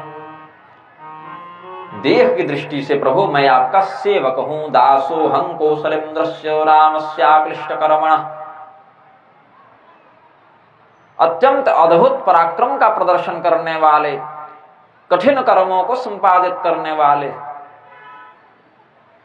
अत्यंत सरलता पूर्वक उन कठिन कर्मों को करके मनुष्यों के लिए सरल आदर्श प्रस्तुत करने वाले जो भगवान श्री रामचंद्र जी कौशलेंद्र सरकार हैं, मैं उनका दास हूं, उनका सेवक हूं। ऐसा भगवान हनुमान जी ने अपने प्रथम दृष्टि से कहा, देह दृष्टिया तु दासो हम। बोले और कौन सी दृष्टि बनी? बोले देह दृष्टिया तु दासो हम, बुद्धि दृष्टिया त्वदंशकः। और बुद्धि की दृष्टि से विचार करें प्रभु, तो मैं तो देह हूं नहीं, देह तो जड़ तत्व है, मैं तो उस देह में निवास करने वाला चेतन हूं, मैं तो उस देह में निवास करने वाला जीव हूं, देह तो हूं मैं नहीं। तो कहा बुद्धि दृष्टिया त्वदंशकः, बुद्धि की दृष्टि से हम आपके ही अंश हैं। ईश्वर अंश जीव अविनाशी, ममैवांशो जीवलोके जीवभूत सनातन। बोले ये तो पूर्ण हो गई बात, ये बात तो पूर्ण हो गई, क्योंकि देह की दृष्टि से सेवक हो और बुद्धि की दृष्टि से हमारे ही अंश हो। बोले नहीं, इसमें एक दृष्टि और बनती है, उसमें भी द्वैत और अद्वैत दो दृष्टिकोण है ना। एक दृष्टिकोण मानकर कहते हैं कि जीव और ईश्वर अलग अलग हैं, यद्यपि अन्नपूर्णोपनिषद के अनुसार इसको भी भ्रम ही कहा गया है। और एक दृष्टि में कहते हैं जीव और ईश्वर एक ही हैं। तो कहा वस्तुतः अगर हम विचार करें, तत्व की दृष्टि से विचार करें, तो त्वमेवाहं तत्त्वतस्तु त्वमेवाहं इति मे निश्चिता मति। त्वं एव अहम, आप जो हैं वही मैं भी हूं। सोहम अहं ब्रह्मास्मि तत्त्वमसि इत्यादि महावाक्यों का जो अर्थ है, तात्पर्य है, वह इस दृष्टि से लक्षित होता है। देह की दृष्टि से हम आपके सेवक हैं, बुद्धि की दृष्टि से आपके अंश हैं, और तत्व की दृष्टि से जो आप हैं सो हम हैं। बोले ऐसा कैसे? जीव की ईश समान, जीव कभी ईश्वर के समान हो ही नहीं सकता। तो बुद्धि की दृष्टि के बाद तुम कैसे कर सकते हो? जब एक बार अपने आप को अंश स्वीकार कर चुके हो तो फिर अभिन्न कैसे कहते हो? बोले महाराज, क्योंकि जिस स्थिति में जीव ईश्वर के समान नहीं हो सकता, वही स्थिति तो माया से आवृत रहती है। एक बार वह माया का आवरण हट गया तो पाश मुक्त सदा शिव, पाश से मुक्त चेतन तो शिव हो जाता है, ब्रह्म हो जाता है। जैसे हमने बताया, तुषबद्धो व्रीहिरुच्यते जनैस्तु सहीनस्तण्डुलेति कथ्यते। वही अन्न छिलका से युक्त होकर धान कहलाता है और छिलका से रहित होकर चावल कहलाता है। तो पाश से बंधा चेतन मायावृत्त चेतन जीव कहलाता है, माया मुक्त चेतन ब्रह्म कहलाता है, शिव कहलाता है। तो जब तक इस देह में हमारी स्थिति जीव के रूप में है, यह चेतन देहावरण से माया वर्ण से ग्रस्त है, तब तक यह चेतन जीव कहलाएगा। माया वर्ण देहावरण से निर्मुक्त होने पर फिर यह जीव जीव रहेगा ही नहीं, जीवत्व की उपाधि का ही लोप हो जाएगा, तो ये ब्रह्म हो जाएगा। जैसे नदियां जब बाहर रहती हैं तो नदी कहलाती हैं, एक बार नदी समुद्र में मिल गई तो फिर वह समुद्र ही कहलाएंगी, नदी नहीं कहलाएंगी। तो जब तक चेतन जीवत्व की स्थिति में है तब तक वह ईश्वर के समान नहीं हो सकता। लेकिन जब जीवत्व की स्थिति ही नहीं रहेगी, नदी बाहर ही नहीं रहेगी, समुद्र में मिल गई, आवरण का नाश हो गया, तो फिर वह त्वमेवाहम त्वम एव अहम, ये अद्वैत दृष्टि से कहते हैं। निरालंबोपनिषद अन्नपूर्णोपनिषद के अनुसार यह बात समझनी चाहिए। अब इधर देवर्षि नारद का प्रकरण, देवर्षि नारद के चित्त में जो भी क्रोध था वह शाप के द्वारा जब निकल गया, भगवान ने अपनी जो माया थी उसका प्रभाव समाप्त कर लिया। तब देवर्षि नारद के चित्त में बहुत ही अधिक ग्लानि होने लगी, ये मुझसे क्या हो गया। कल तक मैं कितना बड़ा जितेंद्रिय था, कितना सिद्ध तपस्वी था, आज मैं कितना नीचे गिर गया कि काम के वशीभूत हो गया, क्रोध के वशीभूत हो गया, और यहाँ तक कि भगवान को ही इस प्रकार का दारुण शाप हमने दे दिया, भगवान को ही कपटी कह दिया, भगवान को ही दुर्वचन कह दिया, भगवान को ही छलिया कह दिया। और भगवान के चरण कमलों में गिरकर जब देखा कि न कोई महल है, न कोई राजा है, न कोई राजकुमारी है, ये सब तो माया थी भगवान की, देवर्षि नारद ने उनके चरणों में साष्टांग प्रणाम किया और भगवान से अपने अपराधों की क्षमा मांगने लगे, जैसे कभी कामदेव देवर्षि नारद के चरणों में गिरकर क्षमा मांग रहा था। अब भगवान के चरणों में देवर्षि नारद गिर गए, क्षमा मांगते हैं। मृषा हो मम श्राप कृपाला, मृषा हो मम श्राप कृपाला, मम इच्छा कह दीन दयाला, मम इच्छा कह दीन दयाला। मैं दुर्वचन कहे बहु तेरे, मैं दुर्वचन कहे बहु तेरे, कह मुनि पाप मिटहि किमि मेरे, कह मुनि पाप मिटे किमि मेरे। हे भगवान, हम आपकी शरण में आए हैं, आपकी माया के वशीभूत होकर हम अपनी ज्ञान बुद्धि का प्रयोग न कर सके। आपके प्रति हमने बहुत से दुर्वचनों का प्रयोग किया, किसी प्रकार से हमने जो शाप दे दिया है वह निष्फल हो जाए प्रभु। भगवान बोले, अभी क्या कहा तुमने? बोले, महाराज हमने कहा कि आपका अपनी पत्नी से वियोग हो जाए, आप मनुष्य शरीर में जाएं, आपको बंदर भालू सहायक मिले। बोले नहीं नहीं नहीं, वो तो कह चुके, अभी क्या कहा? महाराज अभी कहा कि आपकी माया के वशीभूत होकर हमने ज्ञान बुद्धि का प्रयोग नहीं किया। बोले हाँ, हमारी माया के वशीभूत होकर तुमने किया, अपने से नहीं किया। तो जिस कर्म को तुमने किया ही नहीं उसका कोई दंड नहीं बनता, कोई पुरस्कार भी नहीं बनता। यस्य नाहंकृतो भावो बुद्धिर्यस्य न लिप्यते हत्वापि सैमान लोकान् हन्ति न निबध्यते। तो कर्ताभिमान से रहित तो होकर किया गया कर्म किसी कर्म फल को जन्म नहीं देता। तो तुमने कहा कि आपकी माया से वशीभूत होकर, तो ठीक है, मम इच्छा, जब मेरी इच्छा है मैं ही उस कर्म का करता हूं, मैं उस कर्म का उपभोक्ता हूं, तुम चिंता मत करो। बोले महाराज लेकिन हृदय में जो ग्लानि है कि मुझसे ऐसा प्रमाद कैसे हो गया, ऐसी असावधानी कैसे हो गई, वो ग्लानि मुझसे जा नहीं रही। बोले देखो, तुमने अपमान हमारा नहीं किया नारद, तुमने भगवान महादेव का अपमान किया है, क्योंकि उनके वचनों पर तुमने श्रद्धा नहीं की। प्रारंभ में जब उन्होंने तुम्हें समझाया था कि नारायण से ये सब जाकर मत कह देना, तो तुमने उनके वचनों का सम्मान नहीं किया, निरादर करते हुए मेरे पास आए, और जिस बात के लिए तुम्हें भगवान शिव ने मना किया था उनके वचनों को तिरस्कृत करते हुए तुमने हमें वह सारी बात बताई। हम तो सर्वज्ञ हैं, हमें बताओगे तब हम जानेंगे, लेकिन भगवान शिव के वचनों का तुमने निरादर किया है। भगवान शिव के समान हमारा कोई प्रिय नहीं है। तुम पहले ही आकर अगर हमें ये सब बता देते तो भी अधिक बात नहीं बिगड़ती। हमने देखा कि नारद के द्वारा भगवान शिव का तिरस्कार हो रहा है, शिव वाक्य की अवहेलना हो रही है, इसीलिए हमने सोचा तुम्हें अनुशासित करना आवश्यक है। तो जिनका तुमने प्रारंभ में तिरस्कार किया, अपमान किया, उन्हीं भगवान महादेव और बाद में उनके गणों को भी श्राप दे दिया। केवल उन्हीं का नहीं, उनके भक्तों का भी तुमने अपमान किया। तो भगवान शिव के ही शतनामों का, 100 नामों का, शतनामावली का तुम पाठ करो, उनका जप करो। भगवान शिव के समान कोई भी हमारा प्रिय नहीं है। जिसको हमारी भक्ति प्राप्त है नारद, यह अवश्य समझना चाहिए कि भगवान शिव की उस पर विशेष कृपा है, तब उसे नारायण की भक्ति प्राप्त हुई है। और यही दूसरे के विषय में भी प्रतिपत्ति से समझ लें कि जिसके चित्त में भगवान शिव के प्रति अनन्य प्रेम है, उस पर भगवान नारायण की विशेष कृपा है, यह शास्त्रीय दृष्टि से समझना चाहिए।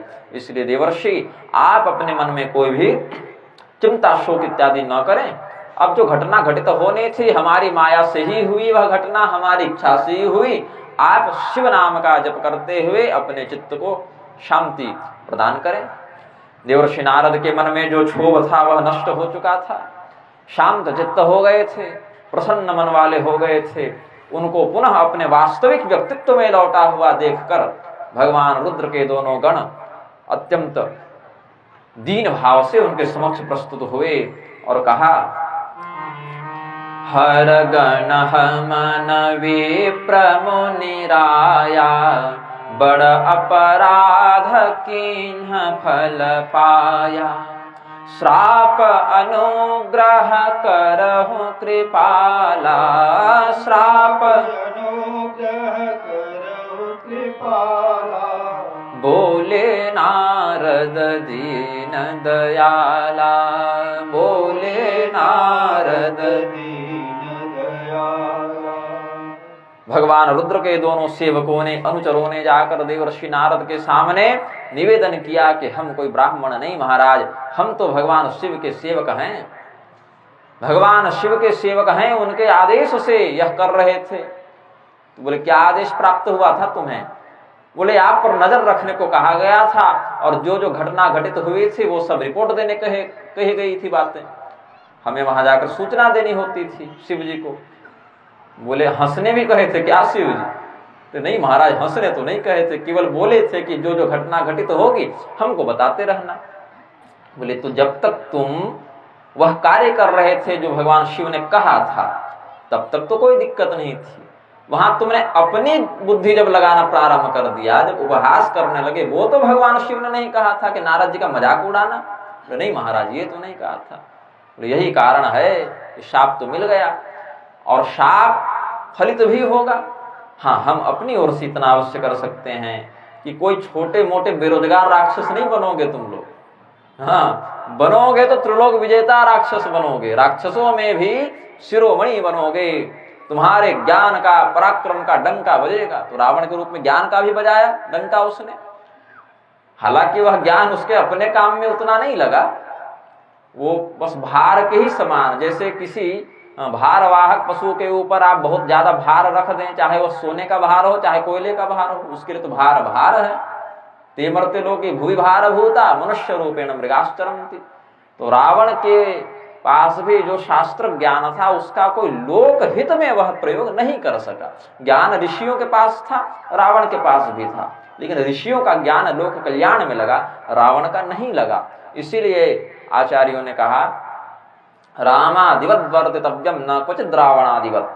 भगवान राम इत्यादि के अनुसार व्यवहार करना चाहिए, रावण इत्यादि के अनुसार व्यवहार नहीं करना चाहिए। यद्यपि धन की दृष्टि से, शक्ति की दृष्टि से, ऐश्वर्य की दृष्टि से, ज्ञान की दृष्टि से रावण भी बहुत ही श्रेष्ठ स्थिति में था, लेकिन सदाचार परायण नहीं होने के कारण उसका ज्ञान, तेज, बल, सिद्धि, ऐश्वर्य, शिव भक्ति इत्यादि भी फलीभूत न हो सके। अच्छा, रावण को पता था हम गलत कर रहे हैं, ऐसा नहीं कि उसको होश नहीं था, और वह इससे निकलना भी चाहता था। दुर्योधन को भी पता था कि वह गलत कर रहा है, वह इससे निकलना चाहता था। लेकिन जब दुर्योधन को भगवान ने पूछा कि भाई बताओ, युधिष्ठिर और तुम्हारा कुल भी एक है, अवस्था भी लगभग एक ही है, साल भर के छोटे बड़े हो। युधिष्ठिर जी दुर्योधन से 1 वर्ष बड़े थे, गुरु भी एक ही हैं, द्रोणाचार्य, उन्होंने ही पढ़ाया। फिर एक धार्मिक निकल गया और एक दुरात्मा निकल गया। युधिष्ठिर धर्मनिष्ठ हो गए और दुर्योधन पापी हो गया। यह कैसे? कुल तुम्हारा एक, अवस्था तुम्हारी एक, गुरु तुम्हारे एक, अपितु देखा जाए तो उसके पिता भी नहीं है युधिष्ठिर के। तो बिना पिता के कोई व्यक्ति अपने बचपन में ही जो पिता को खो दे, यह माना जाता है कि जीवन में वह गलत रास्ते पर जा सकता है, क्योंकि एक अनुशासक नहीं है, पिता का उसको अनुशासन प्राप्त नहीं होगा। तुम्हारे पिता भी अभी जीवित हैं, ऐसा वैपरीत्य क्यों हो गया? तो दुर्योधन ने कहा, पांडव गीता में, पांडव गीता भी एक गीता है, वहां कहा जानामि धर्मं न च मे प्रवृत्तिर्जानाम्य धर्मं न च मे निवृत्ति केनापि देवेन जगत्स्थित हृदि स्थितेन यथा नियुक्तोऽस्मि तथा करोमि। हे भगवान, आपने जो कहा कि तुम्हारी बुद्धि में अधर्म कैसे आ गया, तो देखिए मैं जानता हूं कि क्या गलत है और क्या सही है, क्या उचित है क्या अनुचित है, इसका हमें बोध है, किंतु अधर्म की ओर से मेरा मन हटता नहीं और धर्म की ओर मेरा मन जाता नहीं। उचित और अनुचित का बोध होने के बाद भी मैं अधर्म छोड़ नहीं पाता और धर्म में अपना चित्त लगा नहीं पाता। बोले क्यों ऐसा? केनापि देवेन हृदय स्थितेन यथा नियुक्तोऽस्मि तथा करोमि। कोई देवता मेरे हृदय में बैठा हुआ है जो मुझे प्रेरणा देता है, वो जैसा जैसा कहता है मैं वैसा वैसा करता हूं। भगवान बोले कौन है वह देवता जो तुम्हें अधर्म में लगा रहा है? बोले मेरा मुंह मत खुलवाइए, त्वया जगत प्राण हृदय स्थित है ना, सबके अंदर आप ही बैठे हुए हैं। त्वया जगत प्राण हृदय स्थित है ना, यथा नियुक्तोस्मि तथा करोमि। हे भगवान कृष्ण नारायण, आप ही सबके अंदर बैठे हुए हैं और जिससे जो करवाना रहता है वो करवाते रहते हैं। यही कारण है कि इतना अधर्म करके भी दुर्योधन नरक नहीं गया, क्योंकि उसको पता था इसमें मेरा कोई निजी स्वातंत्र नहीं है। हम चाह भी ले तो कलयुग के अवतार हैं। कोयला स्वयं को कितना भी रगड़ कर चमकाने का प्रयास करे, उसमें हीरे के समान प्रकाश नहीं आ सकता अपने बल से। यद्यपि कोयला ही किसी काल में हीरे के रूप में परिणत होता है, फिर भी स्वातंत्र उसमें नहीं है। उसी प्रकार से दुर्योधन भी कलयुग का अवतार होने से स्वतंत्रता पूर्वक धर्म का अनुसरण नहीं कर सकता था। रावण को भी यह ज्ञात था कि वह क्या गलत कर रहा है और उसके द्वारा क्या सही हो रहा है। यही कारण है शिव तांडव स्तोत्र में भगवान शिव का जब उसने संस्तवन किया, एक बहुत मार्मिक बात कही जो लोगों की नजर से निकल जाती है बात, लोग ध्यान नहीं दे पाते उस श्लोक पर। कदा निलिम्प निर्झरे निकुंज कोटरे वसन विमुक्त दुर्मते सदा शिरस्थ मंजलिं वहन् विलोल लोल लोचनो ललाम भाल लग्नकः शिवेति मंत्रमुच्चरन् कदा सुखी भवाम्यहम्। सुखी होने के लिए आपको क्या क्या चाहिए? सबसे पहले तो एक अच्छा स्वस्थ शरीर चाहिए। प्रारंभ यहां से करते हैं। पहला सुख क्या है? स्वस्थ शरीर, सुंदर शरीर, युवा शरीर हो, उसके बाद ही सभी सुखों का उपभोग करना संभव है। तो रावण के पास अत्यंत दिव्य तेजस्वी पराक्रमी वरिष्ठ शरीर था। और क्या चाहिए? बोले कि ज्ञान भी चाहिए। अनपढ़ व्यक्ति हो, कितना भी सुंदर युवा हो, लेकिन अनपढ़ हो तो उसकी शोभा नहीं होती, पढ़ा लिखा होना चाहिए। बोले हाँ, पढ़ाई लिखा में कोई कमी नहीं, बड़े प्रकांड पंडित हैं हम। रावण के पास ज्ञान भी था। बोले सुंदर भी हो, ज्ञानी भी हो, लेकिन दरिद्र हो, उसकी भी विशेष प्रतिष्ठा नहीं होती। बोले सोने की लंका में रह रहे हैं, हमें कौन सी दरिद्रता। बोले ज्ञानी हो, सुंदर हो, धनी हो, लेकिन पराक्रमी नहीं हो तो एक अनपढ़ व्यक्ति भी बंदूक दिखाकर सब लूट कर ले जाए। बोले नहीं नहीं, पराक्रमी भी हैं, त्रिलोक विजेता भी हैं, तब तो सुखी हो जाना चाहिए। लेकिन रावण तो सुखी नहीं था। कदा सुखी भवाम्यहम्, ये चिंतन कर रहा है रावण कि मैं कब सुखी होऊंगा। क्यों सुखी नहीं है? कहा कि ये सोने की लंका पसंद नहीं लगती प्रभु। एकांत में जब चिंतन करता था रावण तो क्या भाव उठा।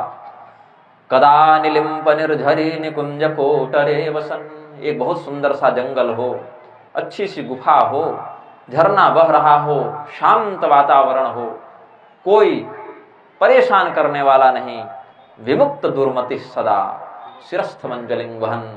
हमारा यह जो मन है जो दुर्मति से व्याप्त हो गया है, वह दुर्मति हमारी नष्ट हो। हम अपने हाथों को मस्तक में लगाकर, नेत्रों में जल भरकर शिव शिव शिव इस प्रकार से भाव विभोर होकर आपके नाम का स्मरण करेंगे, हमारे चित्त में कोई दुर्मति नहीं होगी, तब हम सुखी होंगे। पता नहीं हम कब सुखी होंगे। कदा सुखी भवाम्यहम्। तो यद्यपि रावण ने अपने जीवन में इतना अधर्म किया कि पृथ्वी देवी को भगवान ब्रह्मदेव के पास जाकर निवेदन करना पड़ा। ब्रह्मदेव शिव जी के अनुरोध मार्गदर्शन के आधार पर भगवान से निवेदन करते हैं। लेकिन जो बाहर से जितना क्रूर होता है, अंदर से उतना ही खोखला होता है। अंदर से वह उतना ही भयभीत रहता है, उसका हृदय अशांत रहता है। बाहर से सोने की लंका में रहने वाला त्रिलोक विजेता रावण, जिसने देवताओं को अपने यहाँ सेवक के समान नियुक्त कर रखा है, वह भी अंदर से बेचैन है, अशांत है, सुखी नहीं है। कहता है कदा सुखी भवाम्यहम्। तो कैसे सुखी हो सकता है व्यक्ति? इसके लिए कहता है दृशद विचित्र तल्पयोर्भुजंग मौक्तिकस्रजोर्गरिष्ठ रत्न लोष्ठयो सुहृद् पक्ष पक्षयो तृणारविंद चक्षुषो प्रजामही महेन्द्रयो समं प्रवर्तयन् मनः कदा सदा शिवं भजे। अथवा पाठभेद में कहते हैं समं प्रवर्तयन् कदा सदा शिवं भजाम्यहम्। दोनों मिलते हैं वर्णन, अर्थ एक ही है। समभाव का कब हम प्रदर्शन करेंगे अपने व्यवहार में? अहो वा हारे वा, चाहे आपके गले में सांप लपेट दिया जाए या मोतियों की माला पहना दी जाए, समान भाव रखना। ये तो हमें चाहे कोई बढ़िया सुंदर मखमली पलंग में सुला दे या कोई ऐसे ही जमीन पर सोने के लिए, कठोर भूमि पर शयन करने के लिए कह दे, हमारे चित्त में न उस सुख से प्रसन्नता और न इस दुख से कोई विषमता उत्पन्न होनी चाहिए। भुजंग मौक्तिकस्रजो, सर्प में और मोतियों की माला में मुझे कोई भेद नहीं दिखना चाहिए, कोई आसक्ति नहीं, कोई भय नहीं। गरिष्ठ रत्नलोष्ठयो, कोई मिट्टी का ढेला हो और कोई बहुमूल्य रत्न हो तो भी उसमें कोई आसक्ति नहीं और कोई अनासक्ति नहीं। ये नहीं कि मिट्टी का ढेला और हीरा एक जगह रखा है तो हीरे में आसक्ति करते हुए उठा लिए, नहीं, समान भाव से। सुहृद विपक्ष पक्षयो, यह हमारा मित्र है, यह हमारा शत्रु है, ऐसा भाव भी नहीं हो। तृणारविंद चक्षुषो प्रजा महेंद्रयो, तिनके में, कमल के पुष्प में, सामान्य से सामान्य रंग व्यक्ति में और बड़े से बड़े देवराज इंद्र में जो एक समान दृष्टि रखकर व्यवहार करता है, ऐसा तत्वदर्शी व्यक्ति जब भगवान शिव का ध्यान करे तो उसे सहज ही शांति की प्राप्ति हो जाती है। अर्जुन को भी भगवान ने यही कहा, सुख दुखे समय कृत्वा लाभा लाभो जया जयो ततो युद्धाय युज्यस्व नैवं पापमवाप्स्यसि।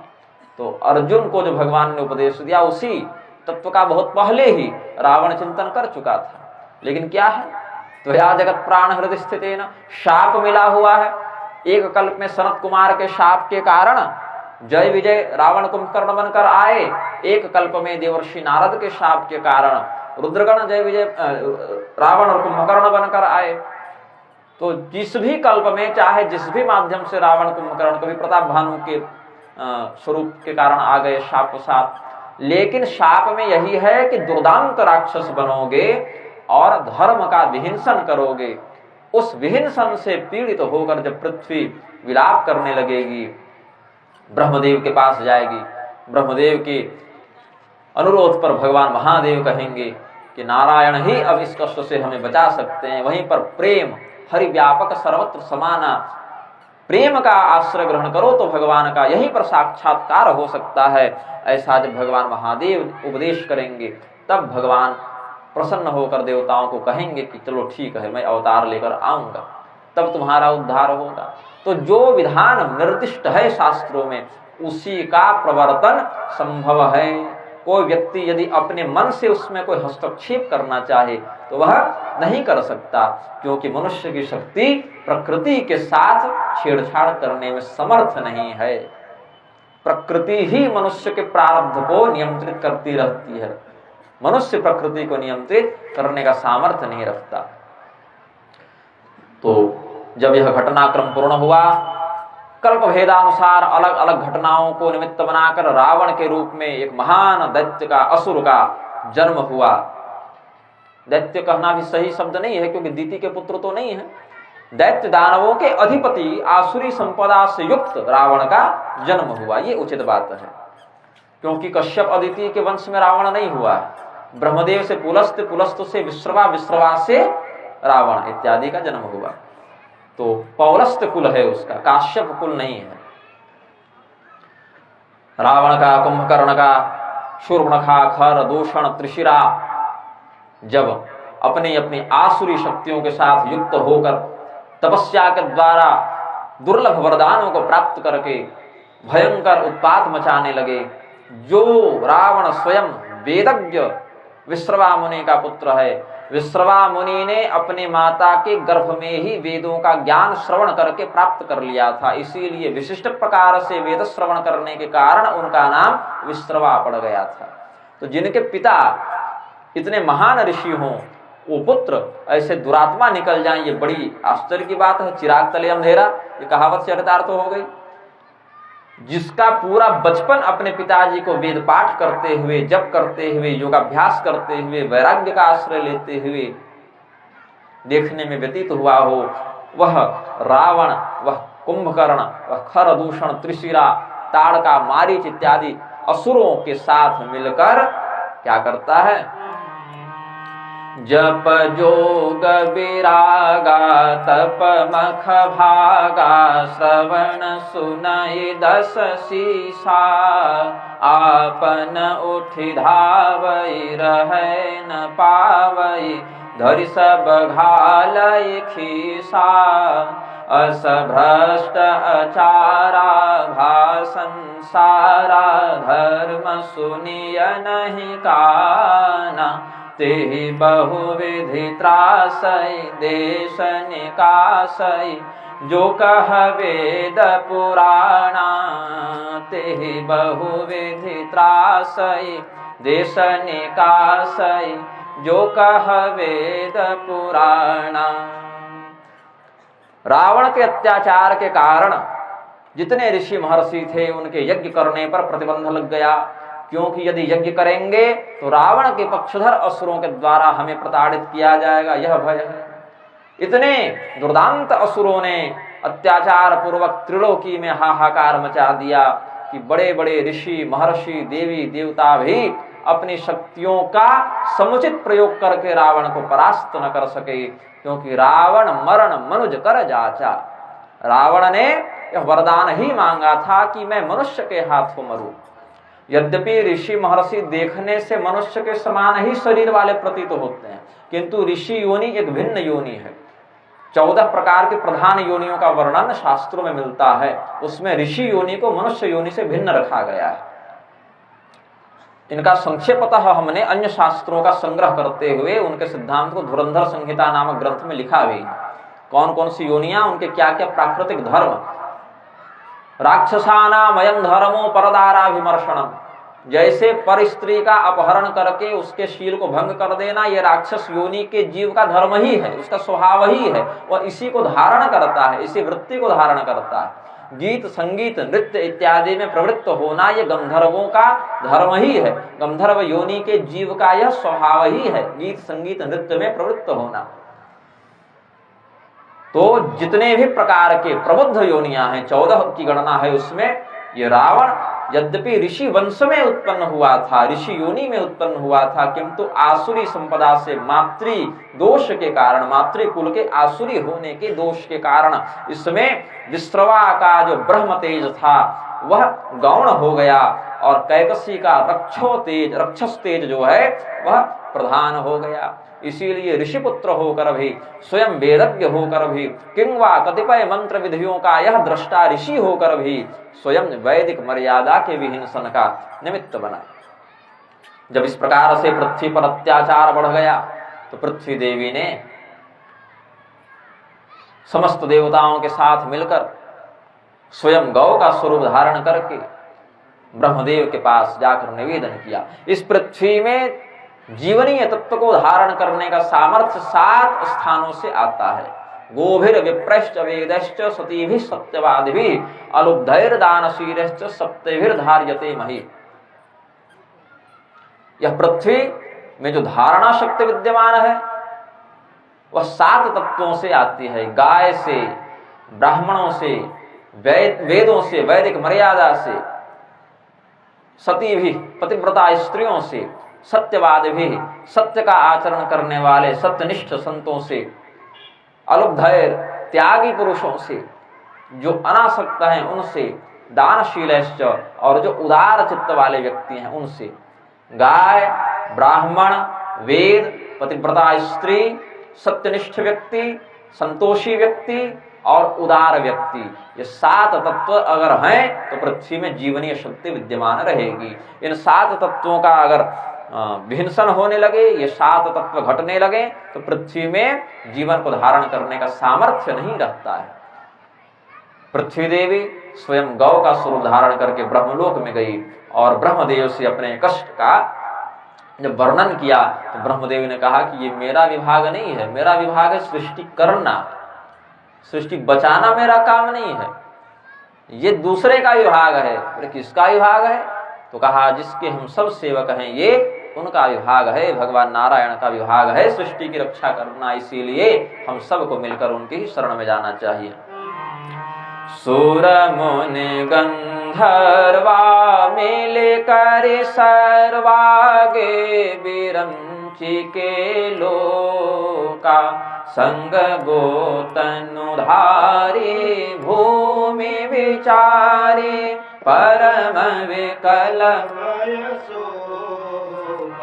ब्रह्मा सब जाना मन अनुमाना मोर कछु न बसाई जाकर तैं दासी सो अविनाशी हमरे वो तोर सहाई हमरे वो तोर सहाई। ब्रह्मदेव के इस प्रकार से निर्देश देने पर जब सभी लोगों ने विचार किया कि भगवान मिलेंगे कहाँ, हम यह संकट जाकर निवेदित करें तो कहाँ करें, भगवान की प्राप्ति कैसे हो, भगवान मिले कहाँ, तो कोई कहता है श्वेत द्वीप चलो, कोई कहता है क्षीर सागर चलो, कोई कहता है वैकुंठ चलो, एक मत नहीं हो सके कोई भी।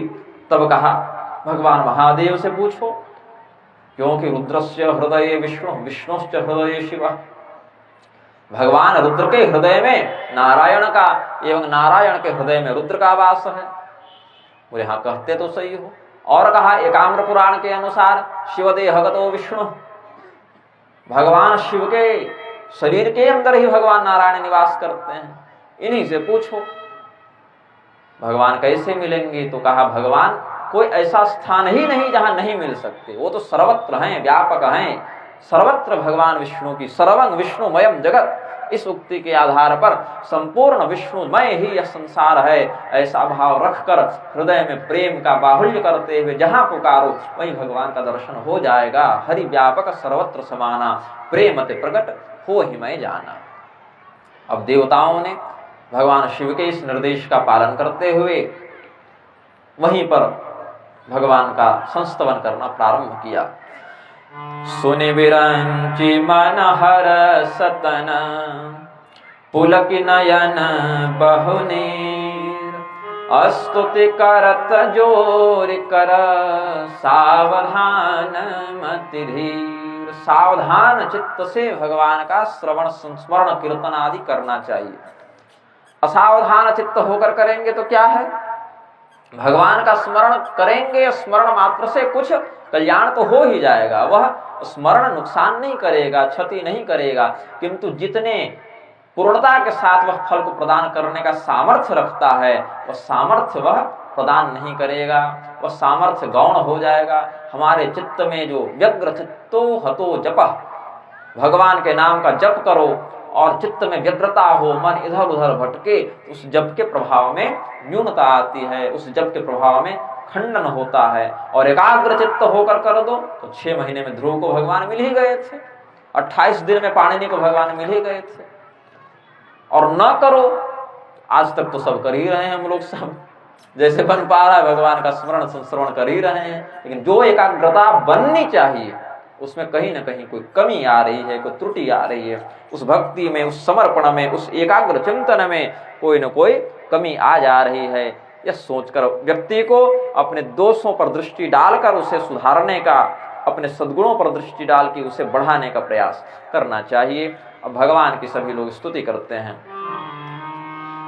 जय जय सुर नायक जन सुखदायक प्रणत पाल भगवंता, गोद्विज हितकारी जय सुरारी, सिंधु सुता प्रिय कंता, पालन सुरधरणी अद्भुत करणी, मरमन जानई कोई, सो सहज कृपाला दीन दयाला, करौ अनुग्रह सोई। जय जय अविनाशी सब घटवासी, व्यापक परमानंदा, अविगत गोतीतं परित पुनीतं, माया रहितं मुकुंदा।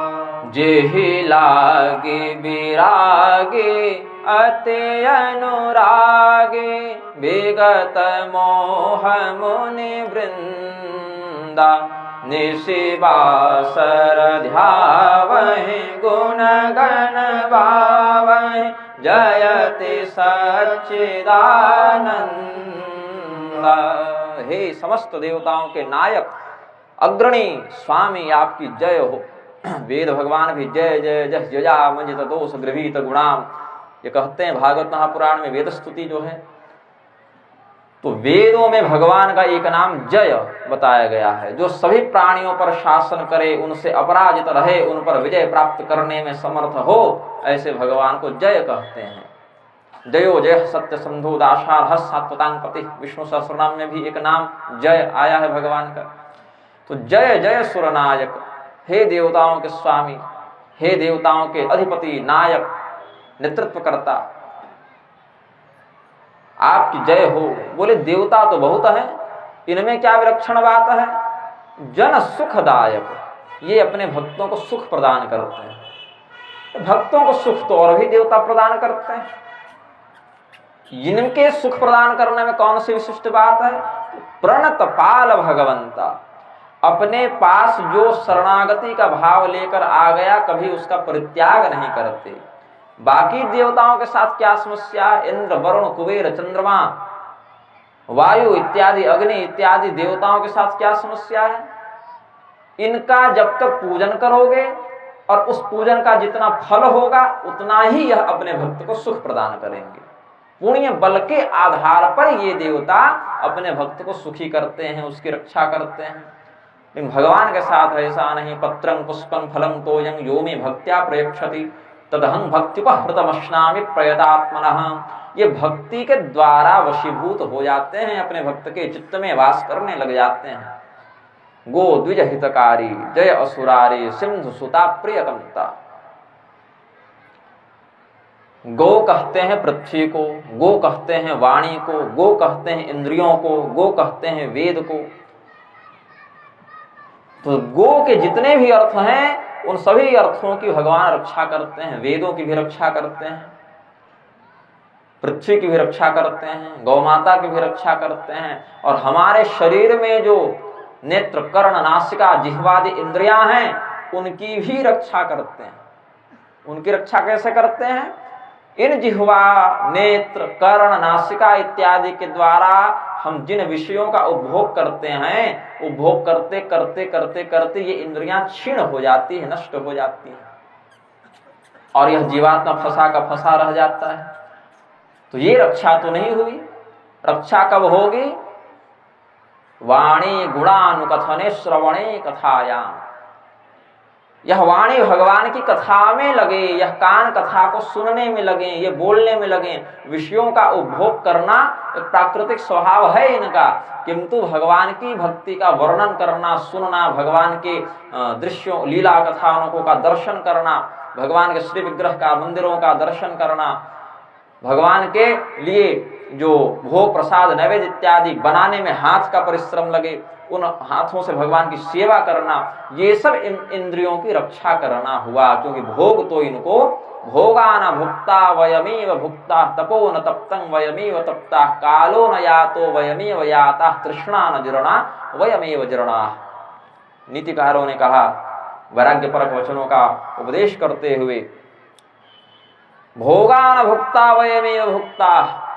हमें यह नहीं सोचना चाहिए कि हम जिन सामग्रियों का उपभोग कर रहे हैं वे उपभुक्त हो गई, ऐसा नहीं, हम ही उपभुक्त हो गए। आज हमने अन्न खा लिया तो अन्न समाप्त हो गया, ऐसा नहीं। अन्न खाते खाते खाते खाते हम ही समाप्त हो जाते हैं, अन्न कभी समाप्त नहीं होता पृथ्वी से। तपो न तप्तं वयमेव तप्ता। यह नहीं सोचना चाहिए कि हमने तपस्या को तपाया, तपस्या ही हमें तपा देती है।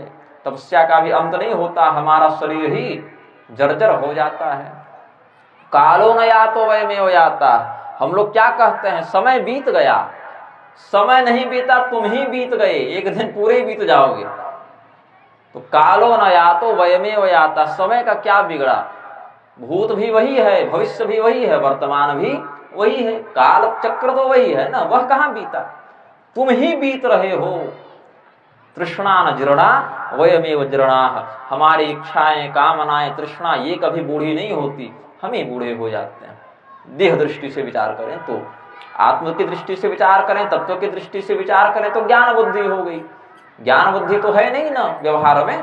व्यवहार में तो हम स्वयं को देह मानकर ही क्रियाएं कर रहे हैं, आत्मा मानकर तो क्रिया कर नहीं रहे। कि अगर हम सड़क के बीच में बैठे हैं और कोई गाड़ी तेजी से आ रही तो हम क्या कहेंगे, अरे शरीर को न मारेगी, हम तो आत्मा। ऐसा तो नहीं व्यवहार करते ना, स्वयं को शरीर मानकर ही व्यवहार करते हैं हम। इसीलिए यहाँ शारीरिक दैहिक दृष्टि से आचार्यों ने कहा। तो भगवान को कहा कि गो द्विज ब्राह्मणों के, वेदों के, यज्ञ मर्यादा के आप रक्षक हैं। असुरों के समूह का आप विनाश करते हैं। असुरों के द्वारा जो अधर्म का विस्तार किया जाता है आप उसका विनाश करते हैं। आपकी क्रियाओं में जो अद्भुत सौंदर्य है, लालित्य है, धर्म का बाहुल्य है, पराक्रम है, दिव्यता है, ज्ञान है, ऐश्वर्य है, ये और अन्य व्यक्तियों के चरित्र में देखने को नहीं मिलता। अलग से ही पता चल जाता है कि ये भगवान का चरित्र है, भगवान की कथा है, भगवान का पराक्रम है। भगवान जब अवतार लिए तो पूरी दुनिया में थोड़े कहे कि सुनो गांव वालों में अवतार हूं, नहीं, उनके तेज से, उनके पराक्रम से, उनके ऐश्वर्य से यह लक्षण प्रतीत हो जाते थे। पूतना का वध किया भगवान ने, बकासुर को मारा भगवान ने, शिशुपाल को चक्र से भगवान ने मारा, धनुष भंग किया भगवान ने, समुद्र पर पुल बांधा भगवान ने। तो बार बार थोड़ी कहते थे कि मैं भगवान हूं, नहीं, उनके व्यवहार से उनके भगवान होने का लक्षण स्पष्ट होता रहता था। जैसे कहीं कस्तूरी रख दें तो कहती थोड़ी है कस्तूरी कि मैं कस्तूरी हूं, उसकी सुगंध ही उसके गुण का प्रकटीकरण कर देती है। सूर्योदय होने पर प्रकाश को देखकर लोग समझ जाते हैं सूर्य हैं, अपना परिचय देना नहीं पड़ता। उसी प्रकार से भगवान का जो कर्तव्य है वह अद्भुत होता है। इतना कुछ हम अपने आंखों के सामने भगवान की लीला देखते हैं, सुनते हैं, फिर भी उसके पीछे के वास्तविक मर्म को, रहस्य को नहीं जान पाते। मर्म न जाने कोई। और इतने पराक्रम से युक्त होकर भी, इतने दिव्य ऐश्वर्य से युक्त होकर भी वह परमात्मा सहज हैं, कृपालु हैं। सहज के दो अर्थ होते हैं, एक तो सहज मतलब सरल है, छल कपट से रहित है, और सहज सहे जायते इति सहजः, जो हमारे साथ ही उत्पन्न हुआ वह सहज है। तो भगवान हमारे, यद्यपि अजन्मा है भगवान, लेकिन जैसे ही हम भक्त बने भगवान ने स्वयं को आराध्य के रूप में उत्पन्न कर दिया। जैसे ही हम मित्र बने तो भगवान ने हमें अपने मित्र के रूप में प्रकट कर लिया। जैसे हमने शत्रुता का भाव रखा तो भगवान ने स्वयं को शत्रु के रूप में प्रकट कर लिया। ये यथा मां प्रपद्यन्ते तांस तथैव भजाम्यहम्। भगवान ने यही कहा कि जो जिस रूप में मुझे भजता है, जिस रूप के समान व्यवहार करता है, हम तत्काल अपने स्वरूप को वैसा ही बना लेते हैं उसके लिए। तो भगवान सहज का अर्थ क्या हुआ? एक और दृष्टि से कृपालु हैं, अपने भक्तों में कोई भेद नहीं करते, सबों के लिए सुलभ हैं। जब भगवान श्री रामचंद्र जी रावण का वध करके अपने पिता के वचन को पूर्ण करते हुए 14 वर्ष का वनवास भोग करते हुए वापस अयोध्या में आए तो समस्त अयोध्या वासियों से एक ही साथ, एक ही समय उतने स्वरूप धारण करके मिल गए। तो सहज हैं, लाइन नहीं लगाना पड़ा, अपॉइंटमेंट नहीं लेना पड़ा कि हमको राजा से मिलना है। नहीं, भगवान राजा बनकर नहीं आए, आत्मीय बनकर आए, अभिन्न बनकर आए। और प्रत्येक अयोध्या वासी को लगा कि भगवान जब आए तो सबसे पहले हमसे ही मिले। ये सहजता है उनकी। और दूसरा भाव सहज का, जब भगवान के प्रति आपने कहा कि हम भगवान को पुत्र के रूप में पाना चाहते हैं, तो भगवान ने आपके चित्त में यह भाव उदित हुआ और भगवान ने साथ ही साथ अपने आप को आपका पुत्र बनाकर प्रकट कर दिया। आपके मन में विचार आया कि भगवान से हम मित्रता करें, यह मित्रता का भाव जैसे आया, भगवान ने अपने आप को आपका मित्र बनाकर प्रकट कर दिया। शत्रु का भाव आया तो शत्रु बनाकर प्रकट कर दिया। भाई का भाव आया तो भगवान ने भाई बनाकर अपने आप को प्रकट कर लिया। तो भगवान न भाई है, न मित्र है, न पिता है, न गुरु है, न शत्रु है, कुछ है नहीं। हमारे अंदर जिस प्रकार का भाव उदित होता है उसी के सापेक्ष स्वरूप को भगवान साथ ही साथ प्रकट कर देते हैं। देवताओं ने बड़ी सुंदर स्तुति की आगे।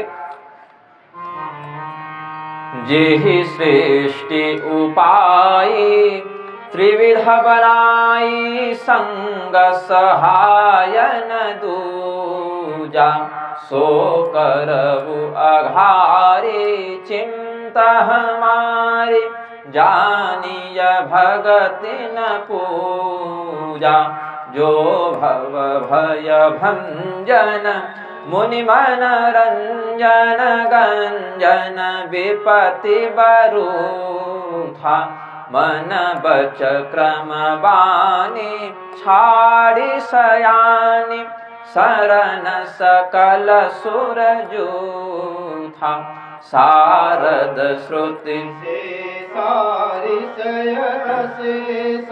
जा कहूँ को नहीं जाना जेहि दीन पियारे वेद पुकारे द्रवौ सो श्री भगवाना भव वारिधि मंदर सब विधि सुंदर गुण मंदिर सुख पुंजा मुनि सिद्ध सकल सुर परम भयातुर नमत नाथ पद कंजा नमत नाथ पद कंजा।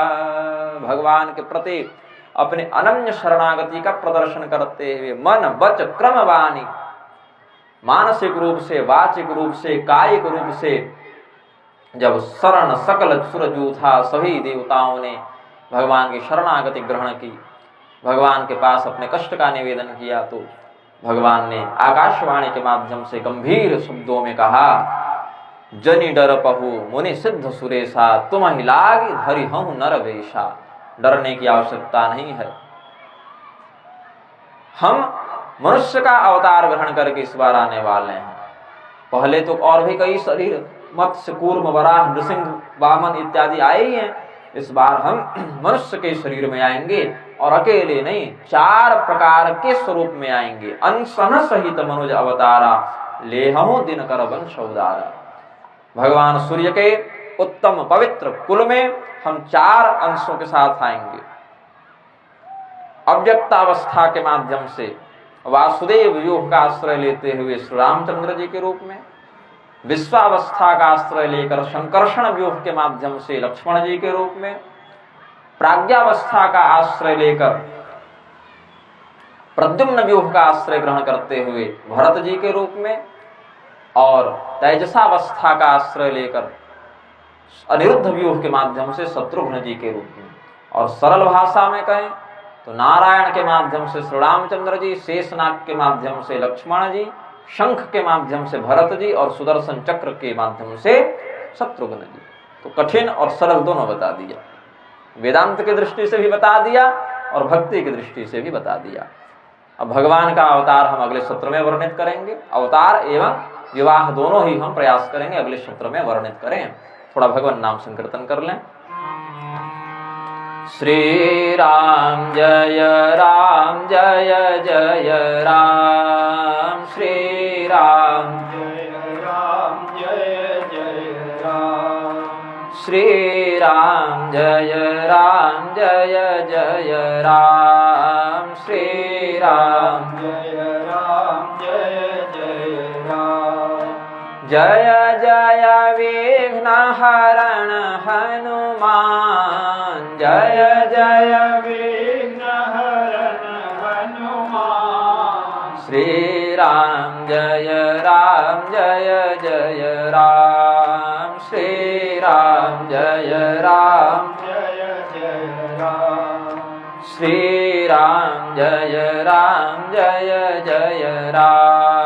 श्री राम जय जय राम। प्रेम से बोलिए आनंद कंद भगवान की, सियावर रामचंद्र की, उमापति महादेव की, पवन सुत हनुमान की।